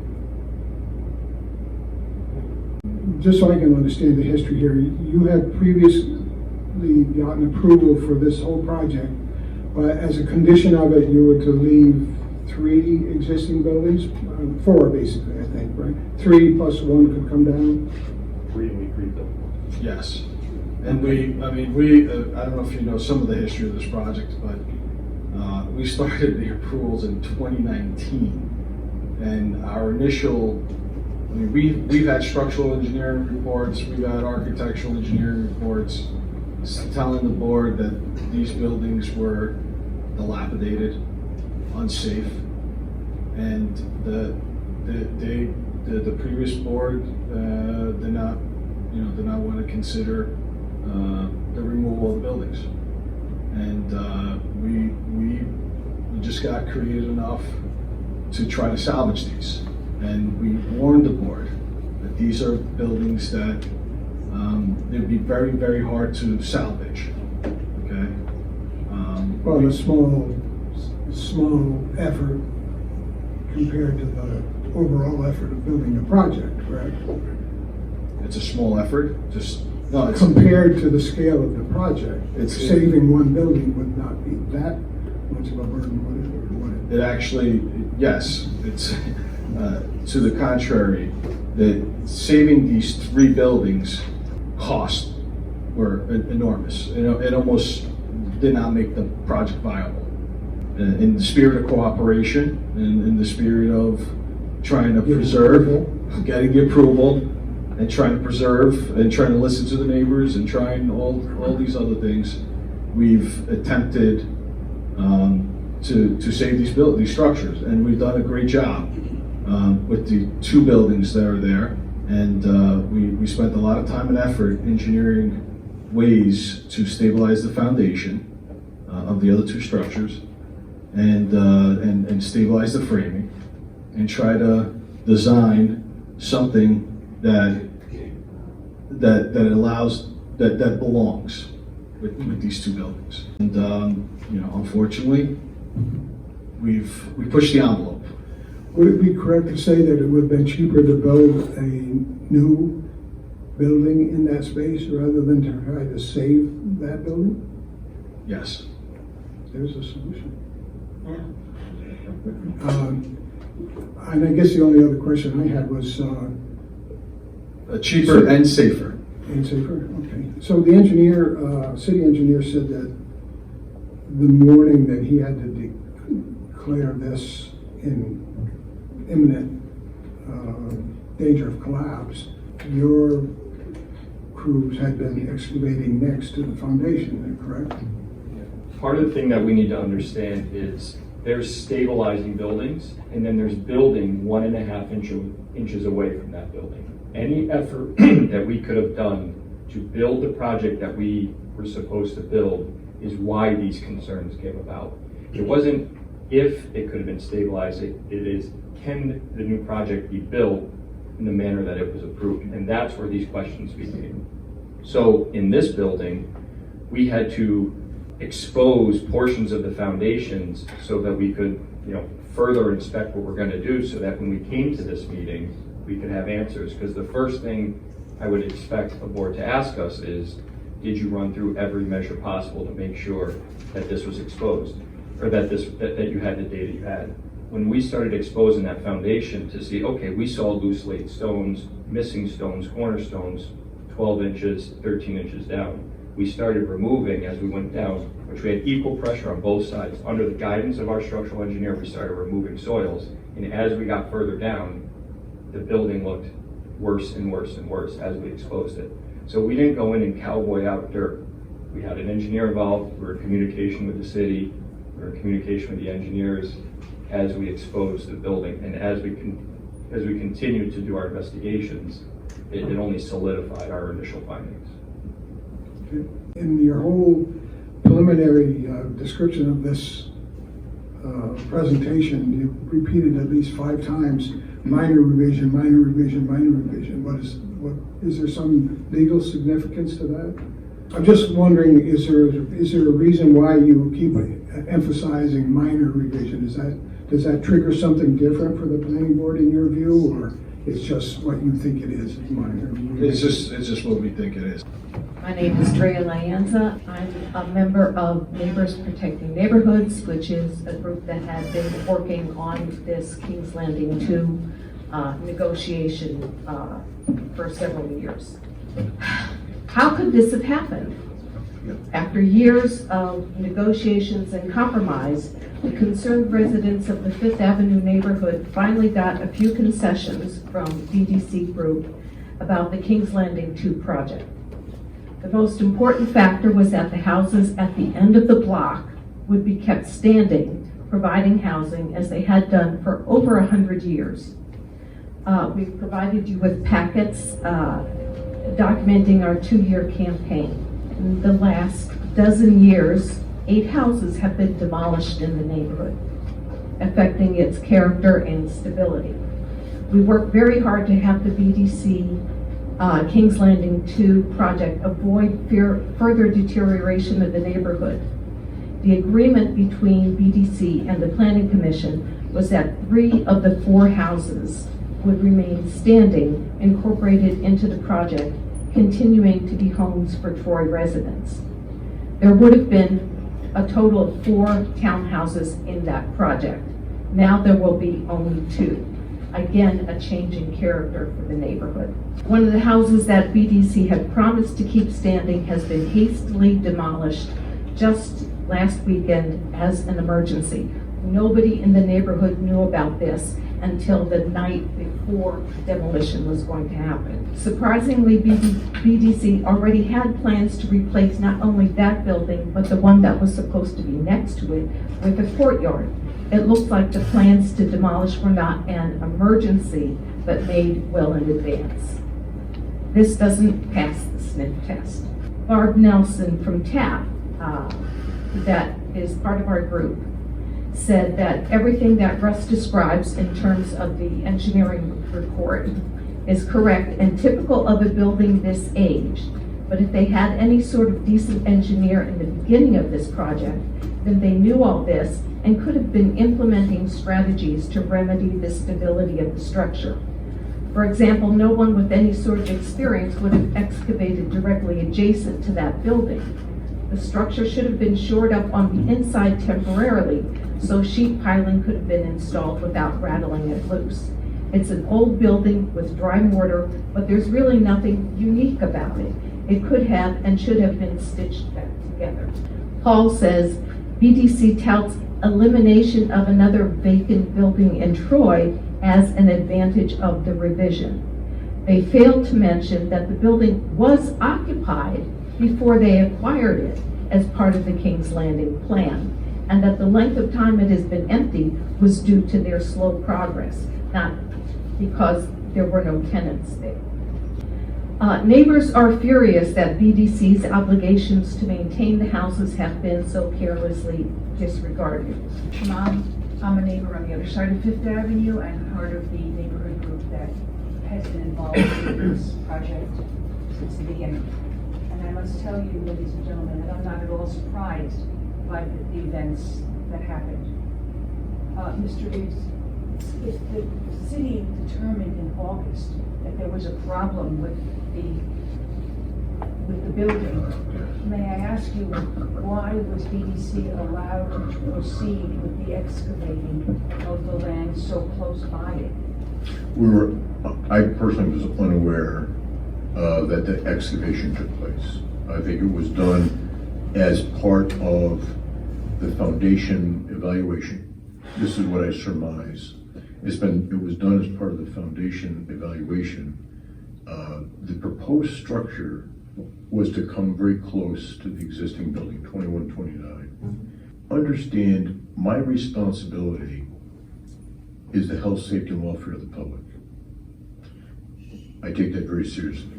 When I saw this building in August, this building was in the state that I saw it in August, was not resilient and could not have been renovated in the manner you think. The foundation was in a state of failure. They did put 2x4s in an attempt to stabilize it. But this structure, which was 3 stories in height, was only 2 courses wide. And the outside wall was separating from the inner wall. One of the observations that we made was that there was a substantial bow in the wall, what we call a horizontal deformation and a vertical deflection. And that became very aggressive, probably because of the construction activity and the vibration. The structure, when I saw this on Thursday, that would have caused an injury, maybe a fatality. The problem with brick structures is there's absolutely no warning that they collapse. I give a class that was New York State approved by the Department of State for the stabilization of partially collapsed buildings. I give that training. I give it around the state. I've given it to 19 fire investigators, Office of Fire Prevention and Control. In that presentation, I indicate how to safely enter a building and how to safely stabilize a partially collapsed structure. So I'm very familiar with structures in that condition. I was also born and raised in Troy, and I have an appreciation for our architecture. I left our hometown to go to engineering school and came back because of the quality of life we have here, not only for my family, but because of the quality of life we have here. So I'm extremely respectful of everything you're saying, extremely respectful of what you want to achieve there. I wanted to let you know that I did have to take that corrective action for public safety and could not allow that building to remain standing because of the nature of what I saw in the building and how abrupt a brick structure can rupture. And if you want, you're most welcome to get a copy of my report with the photographs and so forth. I think that this is an opportunity to try to work with the developer. And again, I met the developer for the first time in August. He was very cooperative with the city, I need to tell you that, in addressing this crisis. I think there's an opportunity here to work with the developer, maybe to adjust the architecture a little bit in his own building on the Fifth Avenue side to try to replicate the fabric of what was there. As a resident of Troy, I did appreciate the effort to save 2 of the 3 structures. It was perfectly fine for any planning board. It's perfectly fine for our planning board to say, we'd like for you to renovate these 3 buildings. It's up to the structural engineers, which I am one, to get into the nitty-gritty of it and say, okay, the mechanics of it, how do we safely do that? Can we do it? How do we safely do it? 2 of them, they were able to do it. The third one, there wasn't a practical option to do that safely. I don't know what the condition of the building was before August. I can't answer that because I only saw it during its August site visit. I would suggest, and I know, and I wasn't a part of, and I didn't know the sensitivity of that. I want to tell you that. Moving forward, though, I think there is an opportunity to work with the developer to create something wholesome, appropriate for the neighborhood. I want to encourage you to do that. But I take my job very seriously. I take public safety, your welfare, the welfare of the residents very seriously. I'm very sensitive to what I do. I've been doing it a long time. And I'm sensitive because what I earn my license, and that's something that can be revoked by the state of New York. If I hurt someone or get someone killed, that my license can be revoked. And I take my job and my responsibility, my obligation to you very, very seriously. And I wanted to share that with you. Thank you, sir, very much. And like you, I am a third generation Troy person who grew up and went to Troy schools and then left and came back. Yes. Because Troy is such a fine place to be. Yes. I would have liked, as a part of the neighborhood group, to have known in August that some kind of a change in our original plan was imminent. Yep. And have the developer and the city come to us and say, this is our situation now. I respect your expertise, and I would hope that you would perhaps facilitate some kind of communication between the developer and the community. I would like to do that very much. Thank you very much. Thank you very much. Hi, my name is Jeannie Stigler, and I have to go by Fifth Avenue. It's right in my neighborhood. I think one of the concerns all of us had, particularly about these buildings, is that they had been gutted, right? They were gutted. There was like a shell for a long time. So of course, weather gets in there. When you look at that, weather gets in there. There's erosion. There's all these different things, and it was sort of like, yes, this is happening because it's benign neglect, right? And so then, now the building can't be saved. I really want to make sure that those other two buildings are not taken down, that they're shored up, that they have been stabilized, that they have something in the windows, something so that one is appealing, but number two, that it's going to be existing there. I really would want to sort of like keep this structure very, very close for observation for what the developer's doing, because it just doesn't feel right. Hi everybody, welcome to the board. I'm Lisa Rodriguez. I work at TAP, Troy's not-for-profit community design center. I also live in Troy. So I just want to say that I'm outraged that we've lost yet another historic Troy building. As I understand it, they possibly may have owned it since 2019 and could have been working on it and stabilizing it during this time. This neighborhood group, they haven't even mentioned how much money they spent trying to negotiate an acceptable solution with this company and the amount of time. That's why it took so many years to get approval, because they were negotiating with the neighborhood to get something at a scale on Fifth Avenue that matches the neighborhood that's there. They came up with an acceptable solution. I think Russ is on the right path. So build something back there where you had promised to build something and keep that street wall. Find another place for your transformer. I never heard of a transformer going right off of a main street. It usually comes in off the alley. Find another place for your transformer and build back that street wall and maintain that facade that this neighborhood fought for so long and with so much money and their time. Will there be any money in the project allocated for any additional structural analysis on the remaining existing buildings, given what was found with the building that had to be demolished upon investigation?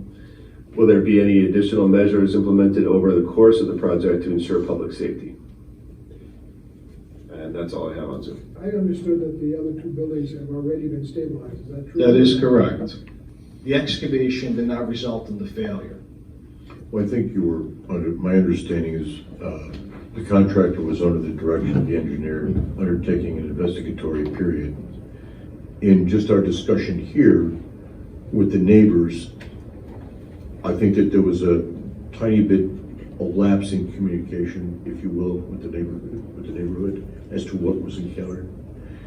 I just need to ask, how long have you guys actually owned the building? It was mentioned by one of our commenters out there that 2019 you guys took possession? No, 2019 we started the process. We took possession of the building, I believe, in late 21. And late 21, early 22. When was it determined that you were going to keep those three particular buildings? September 22nd, 2022. Yes, September. When they received their. Was there an opportunity then to look at the foundation of these buildings and understand what potentially was coming? I mean, it seems like a long period. We're talking about Russ saying that he didn't, know anything about these issues until August of this year, and you're saying that there was possession of these buildings had been in your purview since 2023. I'm just trying to understand what that gap. Why is there a gap in that piece of due diligence? There should have been something happening, and particularly for the residents. But I feel like there was an opportunity to not get to this point, and I just want to understand how did we get to this point? When we first did our diligence of the buildings, from the inside, nothing changed.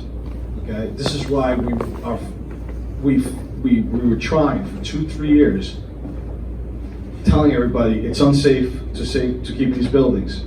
It's not practical to keep these buildings. In the spirit of cooperation, their negotiation was essentially beating us up to the point where we're like, okay, let's try to save these buildings. We convinced ourselves that we could convince to save these buildings, okay? The first thing we did, even before we even had a permit, was to rip off the roof of these buildings and put new roofs on it. Now, why in the world would I spend money on putting new roofs on these buildings if I didn't try my hardest to keep the buildings? Okay? The first thing we did was we probably spent $600,000 on selective demolition on these 3 buildings and stabilization, even before we got the demo permit, but before we got the actual building permit, which we recently received to do the rest of the modification. We went ahead and we talked to the building department and we told them, listen, we need to start the demolition. We need to stabilize the inside because these buildings are leaking like a sieve. People were living there. I walk these buildings. I don't want anybody to live like this. Okay? So I get a little bit upset because I don't know where things come from. But we take a lot of pride in what we do. And we tried our hardest. And we put a lot of capital that we're never going to see in this third building. And I understand what you're saying with all due respect. I don't think you're helping the situation continually talking about what you spent. As you can see, these buildings mean a lot to a lot of people. And that what you spent is a choice. And people live here and they appreciate this architecture, and that's a choice also. But I think Russ mentioned it, and one of the young ladies said the same thing. We need to figure out a way to work on this going forward. That building is down now. I think you've done everything you can to save the 2 that are standing. That is correct. And I appreciate that. But I think you can't, I don't know. I've been around here for a number of years. I'm a New York City kid originally, but I've been up here and I've been watching these buildings being taken down and what's been replaced. You know, the replacement buildings haven't been anything great for the way the neighborhoods look. And usually it sounds like we're more concerned about what we've spent on these things. That's fine. I know it costs, construction costs, building costs, that's fine. But if you're in it for that and you don't care about the neighborhood, that's gonna be a problem. And it's, with all due respect, it's on the contrary. The only way I can show that we care about this is by putting the time and the effort and the capital to preserve those buildings. And that's why I'm talking about that, because there's some talk about that we sabotage these buildings. That's totally not true. Yeah, I don't know anything about that. I'm speaking on what I'm hearing here tonight. Okay. And I think you're doing the right things going forward, and particularly taking up what Russ is saying. I'm just curious, do you feel like maybe there was more that could have been done in that interim period to avoid getting to this point? Because I think that's where the residents of the neighborhood feel like there may have been an opportunity. Okay, Russ has mentioned that one building was just not safe. I get that. But if we're not, how do we know that if we're not communicating with each other and all of these other barriers have been created? Because I saw the flyers that were handed out about we don't want King's Landings 2. I had to ask, what is that? And I realized that you have the building already over there in the corner. I thought that was a nice building. But I understand the other side of this, where people they want to preserve the architecture, they want to preserve their neighborhoods, and I think there should have been a way. Again, I gotta say it, that we shouldn't have gotten to this point. There has to be. There's everything we think we already learned. We seem not to have learned, because it shouldn't have come to this. It really. I just think going forward, this process needs to be much more efficient and streamlined for everybody to come out of this with what they want. I think what would be a good idea is to, as the project progresses, even now, have your engineer do an overall structural condition assessment of the two remaining buildings. And what that does, it covers all building systems and is a record, as a photographic log of what they look like now. So that in 6 months, it can be revisited, and most likely in 6 months, you'll have everything completed and so forth, or in that time frame. But at least it keeps, and going along with what you're saying, is, it monitors the situation. And I think if you brought the neighbors into the loop, that would be very much appreciated by all parties involved, And you're part of the neighborhood, you're part of the community. And I've been here since '96. Yeah, that's huge, yeah.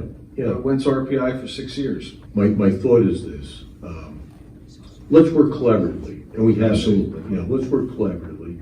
I would like to suggest this was a very healthy dialogue, and let's move forward. Let's look forward, and let's create a wholesome situation here for everyone.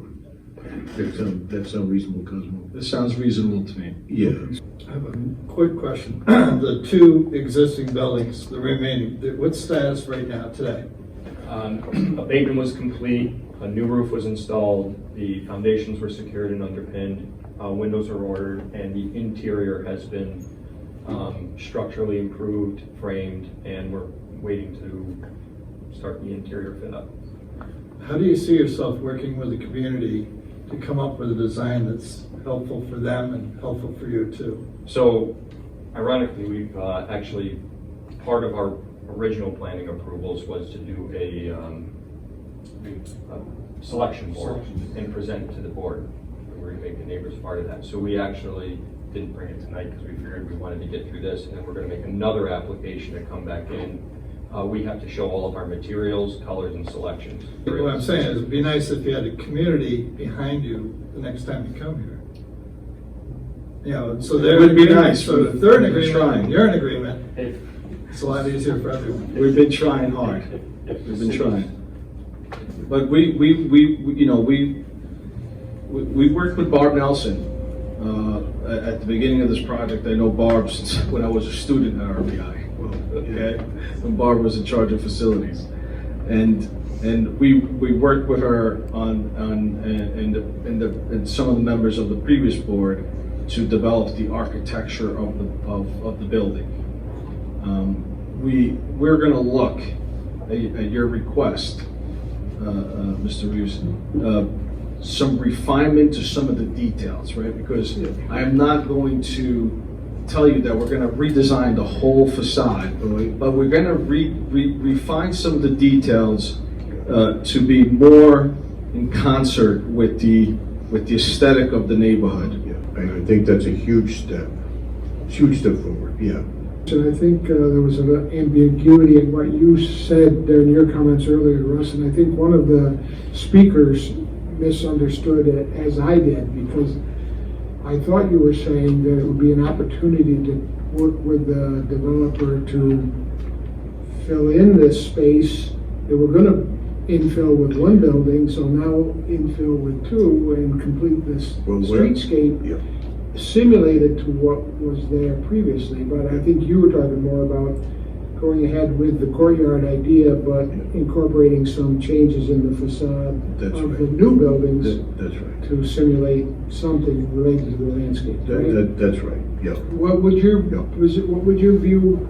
I know you like this courtyard thing that helps solves your transformer situation, but what would be your thoughts about, since you were already going to build one infill building, building two infill buildings there and fill that streetscape with buildings instead of a courtyard? I think it's infeasible because there's no other place to put a transformer. And you need access, street access. We need. That's the other problem, is that the utility company needs an easement, okay, for the transformer. This for us, it's, we have all of our financing in place. We have everything in place, and this was a big cog in the wheel. We want to build exactly what was approved, and if the building hadn't come down, where would you put the transformer? And we were going to request to put the transformer in place of that two-story structure that we were going to infill. Okay. Well, thank you, and I guess we'll have further discussion about it. Yes, we appreciate your consideration. I think that we need, obviously this has been a contentious project between the neighborhood and the developers for a while. So this doesn't make it easier on anyone, including us. So my comment was it would be easier on all of us if we had agreement before they came back. And, you can do some amazing things with facades.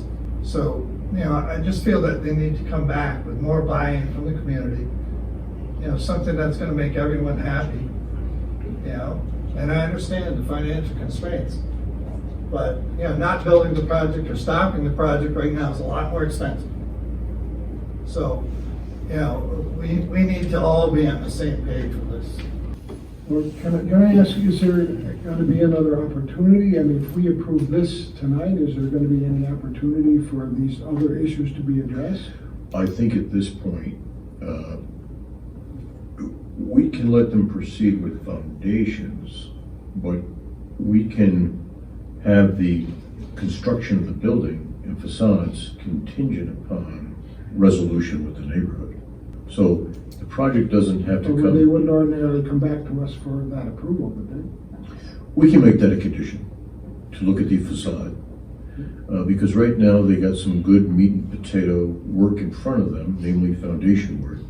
They can put up the structure, but then, as part of the work to come back to the board with foundation, with the facade treatment, and to interface with the neighborhood. I think that's a wonderful. Would that sound reasonable, Cosmo, to you to work with the neighborhood closely? Yes, we could certainly set up a design session with our architect and some of the folks at TAP and I think that's Bob Nelson too. Yeah, that's a huge opportunity for you, and a huge opportunity to reach across and let's work through this. You can create a really wholesome environment there, very much. That sound reasonable for everyone? Thank you so much. This is the best meeting we've had in 3 years about this project. Holy mackerel. A little collaboration goes a long way. Yes, it does. Yeah, my recommendation to the board is that they approve the modification of a reduction in the number of bedrooms by 10, increasing the number of units by 10.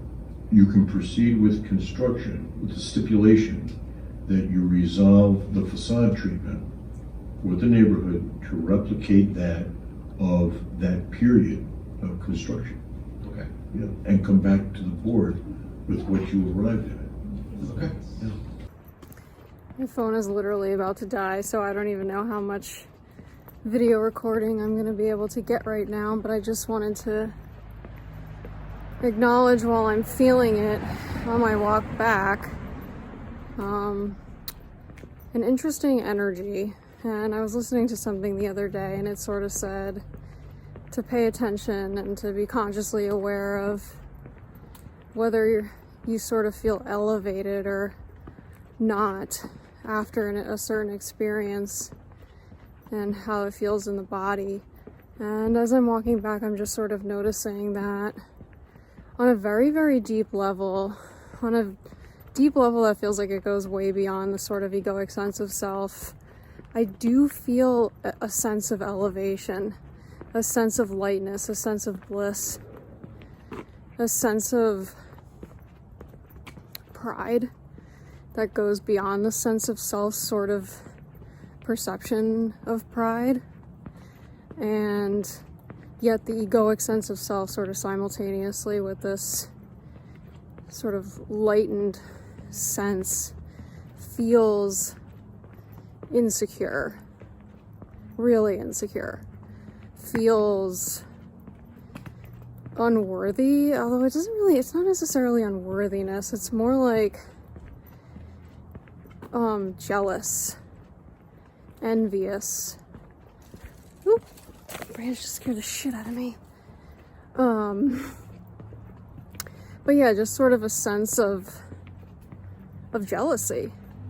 And I'm just finding that really interesting to simultaneously hold space for the experience of jealousy from a sort of egoic sense of self, and yet simultaneously kind of feel at a deeper level a sense of bliss and calm and relaxation and elevation. And so I really had to sort of consciously dive in and lean into that deeper sense, because I could feel myself, if you will, sort of start to get swept up in the sense of jealousy and envy, and sort of trying to project a story within my sort of mind as to, or just project a narrative that I then was starting to sort of identify with.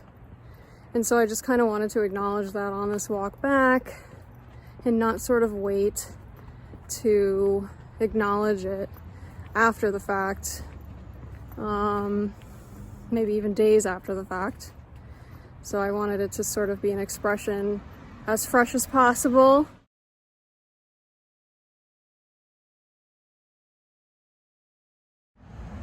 All right, so I've made it to the Little Italy Community Center.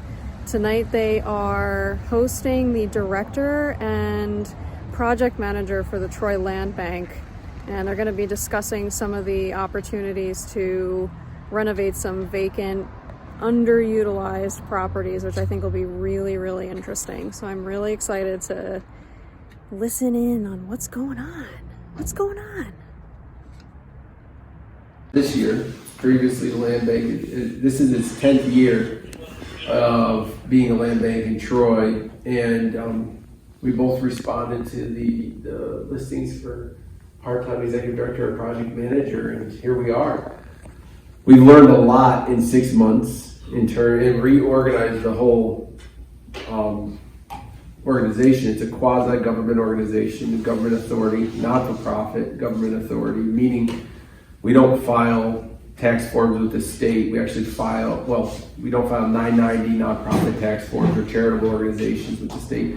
But we do file a parish report because we're part of the city government's financial reporting.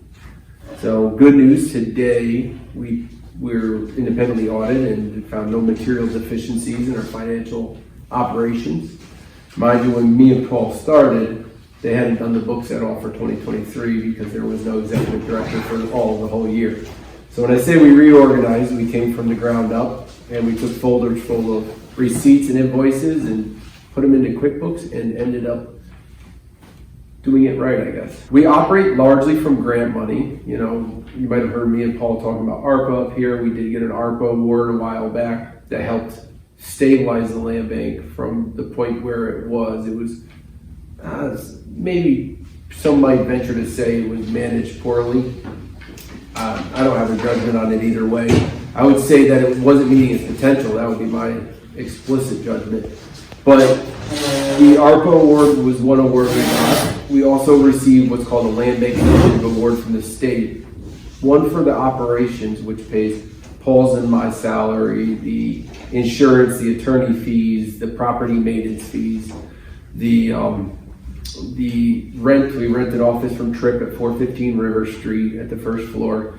And so it's really nice the state pays all those expenses for us to operate and exist, which is important to say. There's 30 land banks in the state. If we didn't have one, we wouldn't get our share of that operating money, but we all pay our state taxes nonetheless. So this is our way of getting a part of our money from the state.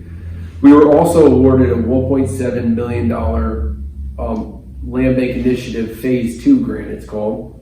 And Paul's primary job is administering that grant, and I'll let you take over that part. Sure. Hopefully you had a chance to scan or at least briefly look at the brochure that we provided. You know, the land bank's mission, you know, plain and simple in the city of Troy, is to take, you know, an underused or underutilized or kind of beat up property, if you will, stabilize it, and then put it back on the market for sale to a responsible buyer. And so it goes back on the tax rolls. And that's our goal. That is the mission of the land bank. It also has a carryover mission, which improves the actual neighborhood and the community, wherever it is that we might be taking on a project. For instance, just this week we're finishing up 3 different roofs on 785 River Street, 17 Park Avenue, and 32 Glen Avenue. By putting the roofs on, we'll be able to attract potential investors and buyers, hopefully people who live in the city or have vested interest in the city and who want to make that part of a better community. So wrapping it up again, we're using these state funds, and again, our current grant is $1.7 million to do this. The good news about this is once we sell the property, New York State allows us to keep the proceeds.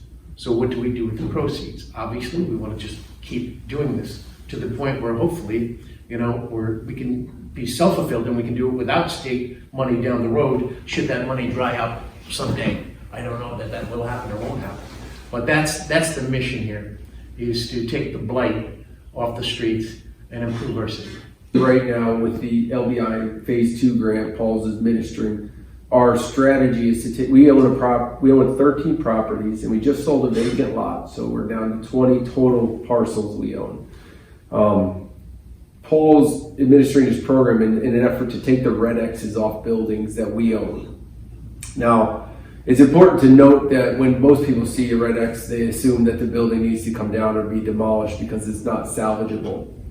Some red X buildings are as simple as we're putting a roof on 17 Park and the firefighters are happy to save that building from demolition. And I call it demolition by neglect, because once a fire is lit, even a small little fire inside a red X building, the firefighters will just stay outside and contain. But now that the roof is on it, they'll go through and do another assessment, and they will make sure it's safe for them to walk around if there's no lights. That way they don't fall through the floors 3-4 stories down and become severely injured. So the X's are just indications that the fire department doesn't find the building safe to go inside and fight a fire. That's all it is. That's a dictate from the fire department. So. But I find in walking around the city and just talking to people that when people see that X, they immediately think it needs to come down and it's slated for demolition and to avoid it at all costs. And because of that, one term that Paul and I really like is something becoming investable.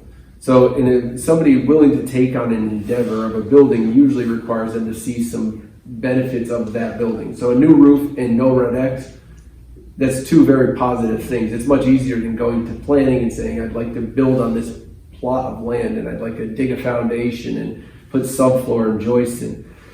So essentially, we're trying to get these buildings that otherwise might be demolished turned into investable properties, at least at the time being. We do have the power and the authority by New York State law to go all the way to the finish line and finish off the buildings and sell them. We currently have one mixed-use building. It's two apartments upstairs on the second and third floor and a first floor mixed use that we completed to the finish line, I'd say.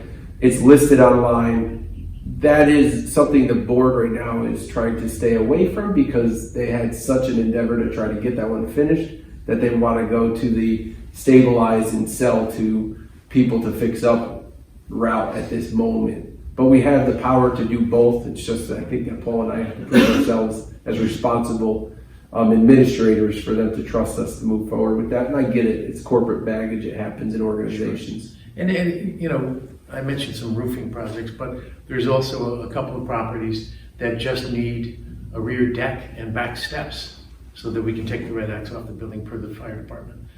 We've put out requests for proposals for these items. You can find them on our website for any of the work that we're doing. You can also find them on the New York State Contract Reporter because everything we do goes out to the public and we notify MWBE contractors, we notify veteran-owned businesses to encourage them to actually do the work and hopefully get an award. I want to note that we are, because of our status as a public authority, we're subject to open meetings laws. And so everything we do has to follow a lot of, I call it red tape, but just steps to ensure that public funds and public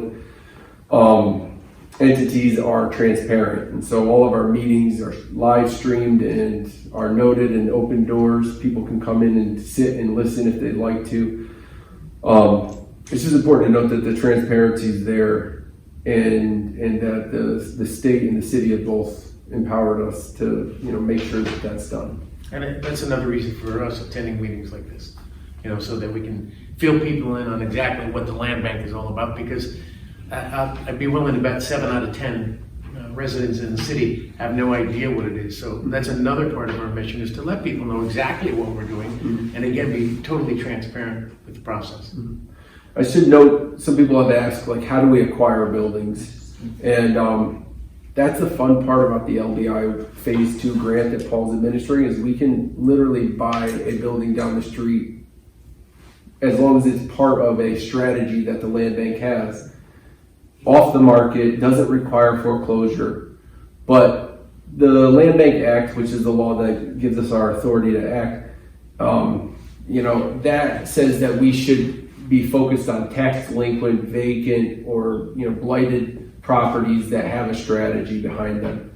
So, for instance, if a building has been neglected, but the owner in New York City is just paying the taxes slowly, instead of the city waiting 3 years to finally condemn it and tear it down, we could actively pursue that building if it falls within our strategy of what we should do. Actively pursue it, use the state funds to stabilize it, or fix it all the way through and then sell it to a responsible person. There's a couple caveats to the sales process. So we have a mission to provide affordable housing, and 80% of our projects are considered or should be affordable housing. 20% are left to the board to decide what they do. The board decides all acquisitions and dispositions. And when I say affordable housing, I mean affordable to people within 100% of the area median income, and that's roughly $80,000 to $100,000 a year in income. So it's not super exclusive, and it's not the same stigma that everybody has, but it does prevent some, I guess you'd say, very high earners from coming into town and sort of just gobbling up all the properties and taking them away from working class people that want to live and be in the neighborhoods instead of just invest and not be absentee, I guess. To touch on that, affordable housing had a stigma with the words affordable housing. if you asked me what affordable housing was 20 years ago, I would tell you it's very low income housing. That's not the case. You know, we're working with medians of incomes.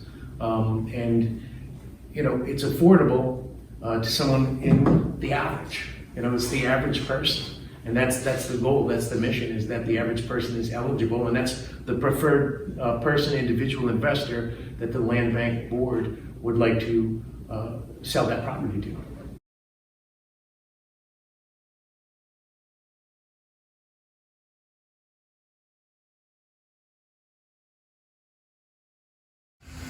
All right, so I came out for the ringing of the bell on this rainy Thursday, and I'm very excited about it.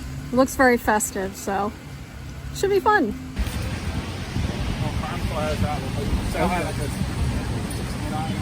how are you? Good, and you? I'm good. Good to see you. Oh. How you doing? Sorry. No, you fine. How are you? I'm good, you? Okay.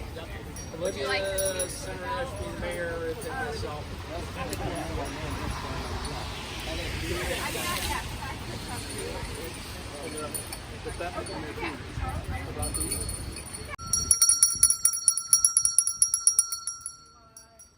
Are you part of this? I'm ringing the bell. Oh, how fun. Thanks. Enjoy. How are you?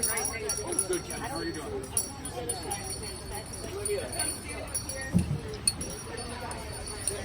All right, welcome everyone. This is our annual ringing of the bell, where we ring the bell to bring in the holiday season, shopping small, and the start of our Victorian stroll on December 8th.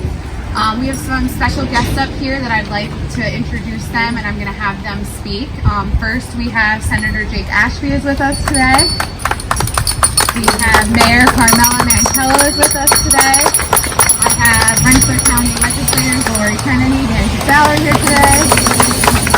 And we have our Rensselaer County Chamber of Commerce President, Norris Pearson, is with us today. With his cohort. Yes. Looking a riot over here. So with that, I'm going to pass the microphone over to Senator Jake Ashby to say a few remarks. Well, good afternoon, everybody. It's great to be with you. Thank you to Olivia and the Troy Bid. Thank you to the Rensselaer County Chamber of Commerce, my colleagues in city and local government here, and most of all, the residents of Troy. Thank you for coming out today for this wonderful tradition where we continue to let freedom ring, and this is where we get this expression from.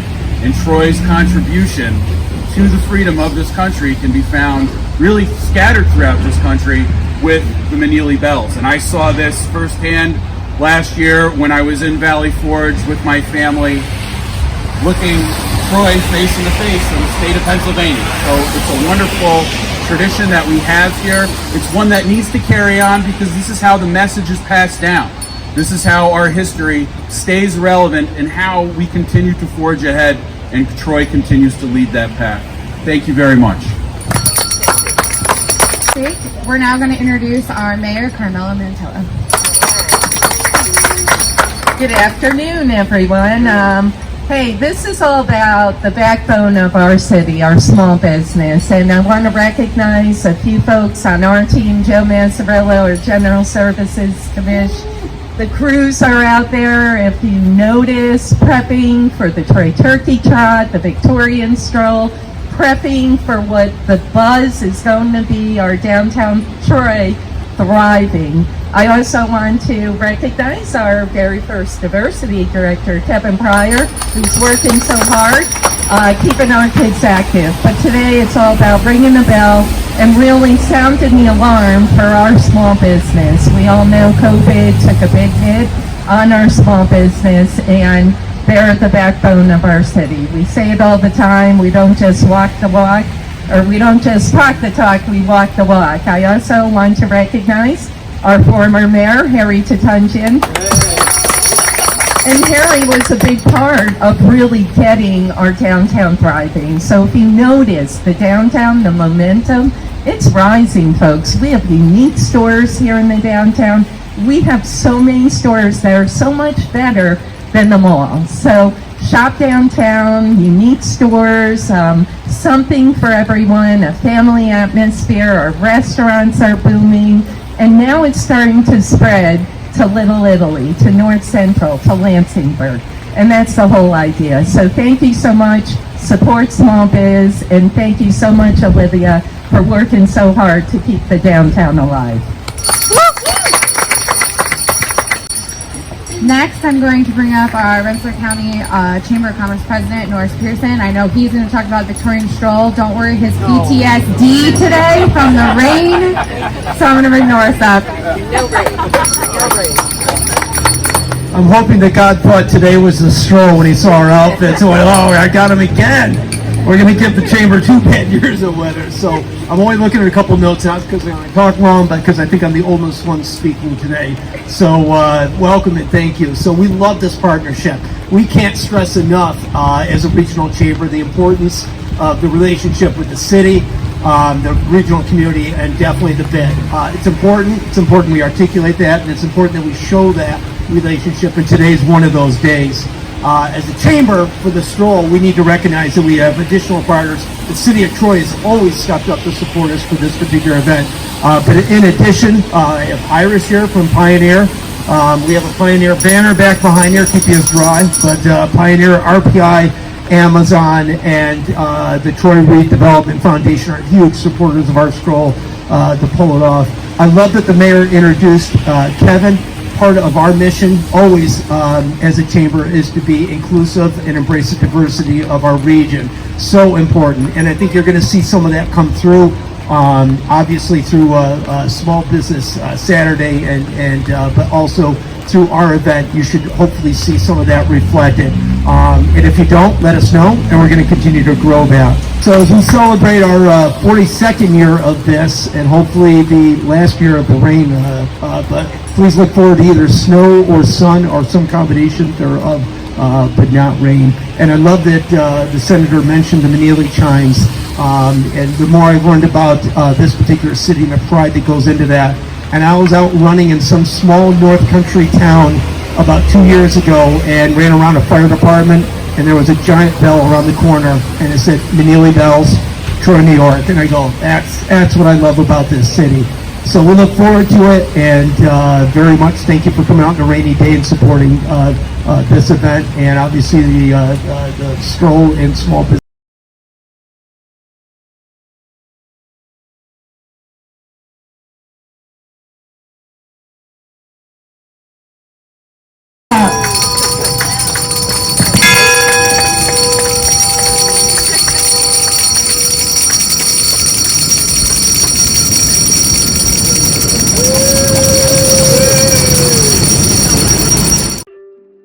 I stumbled upon this gem on my way to take some pictures of the 2129 property and King's Landing 2 construction site. And what's interesting to me is this Troy art block is something that I've intended to walk through multiple times before this particular occasion. And for some reason, every time that I tried and every time that I intended to do so and took a walk in the vicinity I read it to be in, I could never find it. And I always found that kind of curious and quite honestly forgot about it until walking toward the construction site and just sort of stumbling upon it all of a sudden and realizing what it was. I immediately took out my camera and just started taking photos. It just felt like such an interesting juxtaposition of such fresh artistry coloring the facade of such sort of brick and mortar structures that have been standing for generations. And so it just had this feel about it, and I loved it. I loved how it felt, just taking my time and feeling really grateful that I was enjoying this experience. And because it appeared so randomly, if you will, so unexpectedly, it felt even more like a gift, like receiving a gift.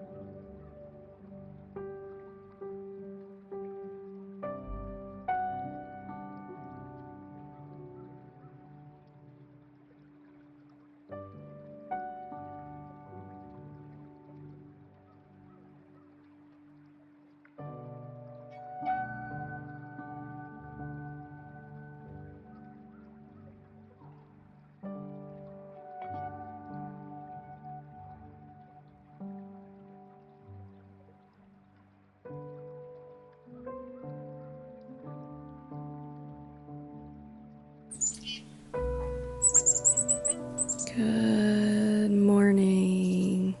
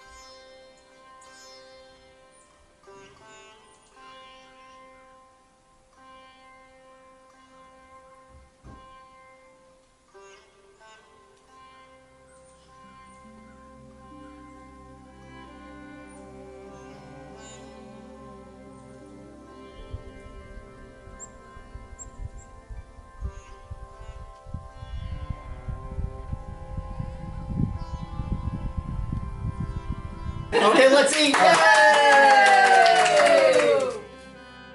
It's interesting to think back and reflect on all the Thanksgivings that I can consciously remember in the last couple decades. And it had been a tradition in the family to have Thanksgiving at my childhood home, and my grandparents would come over, and my aunt and uncle, and my two cousins. And we would all just gather in the house and have football on in the background. I'd help with the string beans, which were always my favorite, and my parents would be busy cooking in the kitchen, cooking the turkey, and just getting the meal all prepared. And it's just kind of interesting, when I moved to Portland, I was in Portland for, I believe, if I remember correctly, 3 Thanksgivings. And every year that I was in Portland, I was able to celebrate with a very close friend of mine and his family, who lived very close to where I was living. And I was always extremely grateful to have them in my life and to have them welcome me into theirs. And when I came back to New Jersey in the springtime of 2022, I really don't remember much about it at all, even sitting here sort of reflecting and trying to sort of consciously recall any memory of it. I really don't. And what sticks out to me is not only this Thanksgiving, but last year's Thanksgiving, last year sort of being the second Thanksgiving I had coming back to the East Coast. And that Thanksgiving was a bit different, if not very different, because it would be the last Thanksgiving that we celebrated in my childhood home, because my parents ended up selling that home in or around May of this year of 2024. And so going into Thanksgiving of 2023, we all sort of knew that that was going to be the last Thanksgiving we celebrated in that home. And it was the home that I grew up in since 1993. 1993 is when they purchased that home and we moved into it. And at the time, I was about 5-ish. So it had a very bittersweet feel to it. Going into a Thanksgiving, a celebratory event, and yet it had this sort of undertone of a bit of sadness and grief. And I can only speak for myself, and there were so many times where I would leave that property knowing they were about to sell it and just sob. It was such a surreal feeling to me, because I wasn't living there. When I would still go to visit, it had such that deep familiarity and deep personal affection and reminiscence and memories. And yet, because I wasn't permanently living there, and I actually rarely sort of visited because I was living 3 hours north or all the way across the country, I just sort of felt removed and at a distance from it simultaneously. So in those moments that I would go back to visit it, it would all hit me at once, and it would almost feel like a slap in the face, and just this intense sadness and this intense longing for a sense of what I have lived, and yet a gratitude for it, and a peace with letting it go. And so this Thanksgiving was the first Thanksgiving in my parents' new home up in upstate New York. And they sort of broke in the kitchen. My mom doesn't really cook that often, so this meal sort of going hard, and the first go round in the kitchen went pretty well. I mean, there were a couple hiccups, but overall it felt very successful. The food was absolutely delicious. The company was absolutely wonderful and heartwarming and wholesome, and I'm just so appreciative of everything that led me to be where I'm at currently, and really excited about what's coming. And yet, while holding both sides, if you will, both sort of where I've been and where I'm going in the present, there is that sense of peace, of calm, sort of relaxation in just the knowing that everything is okay, and that there is love everywhere. There's love all around,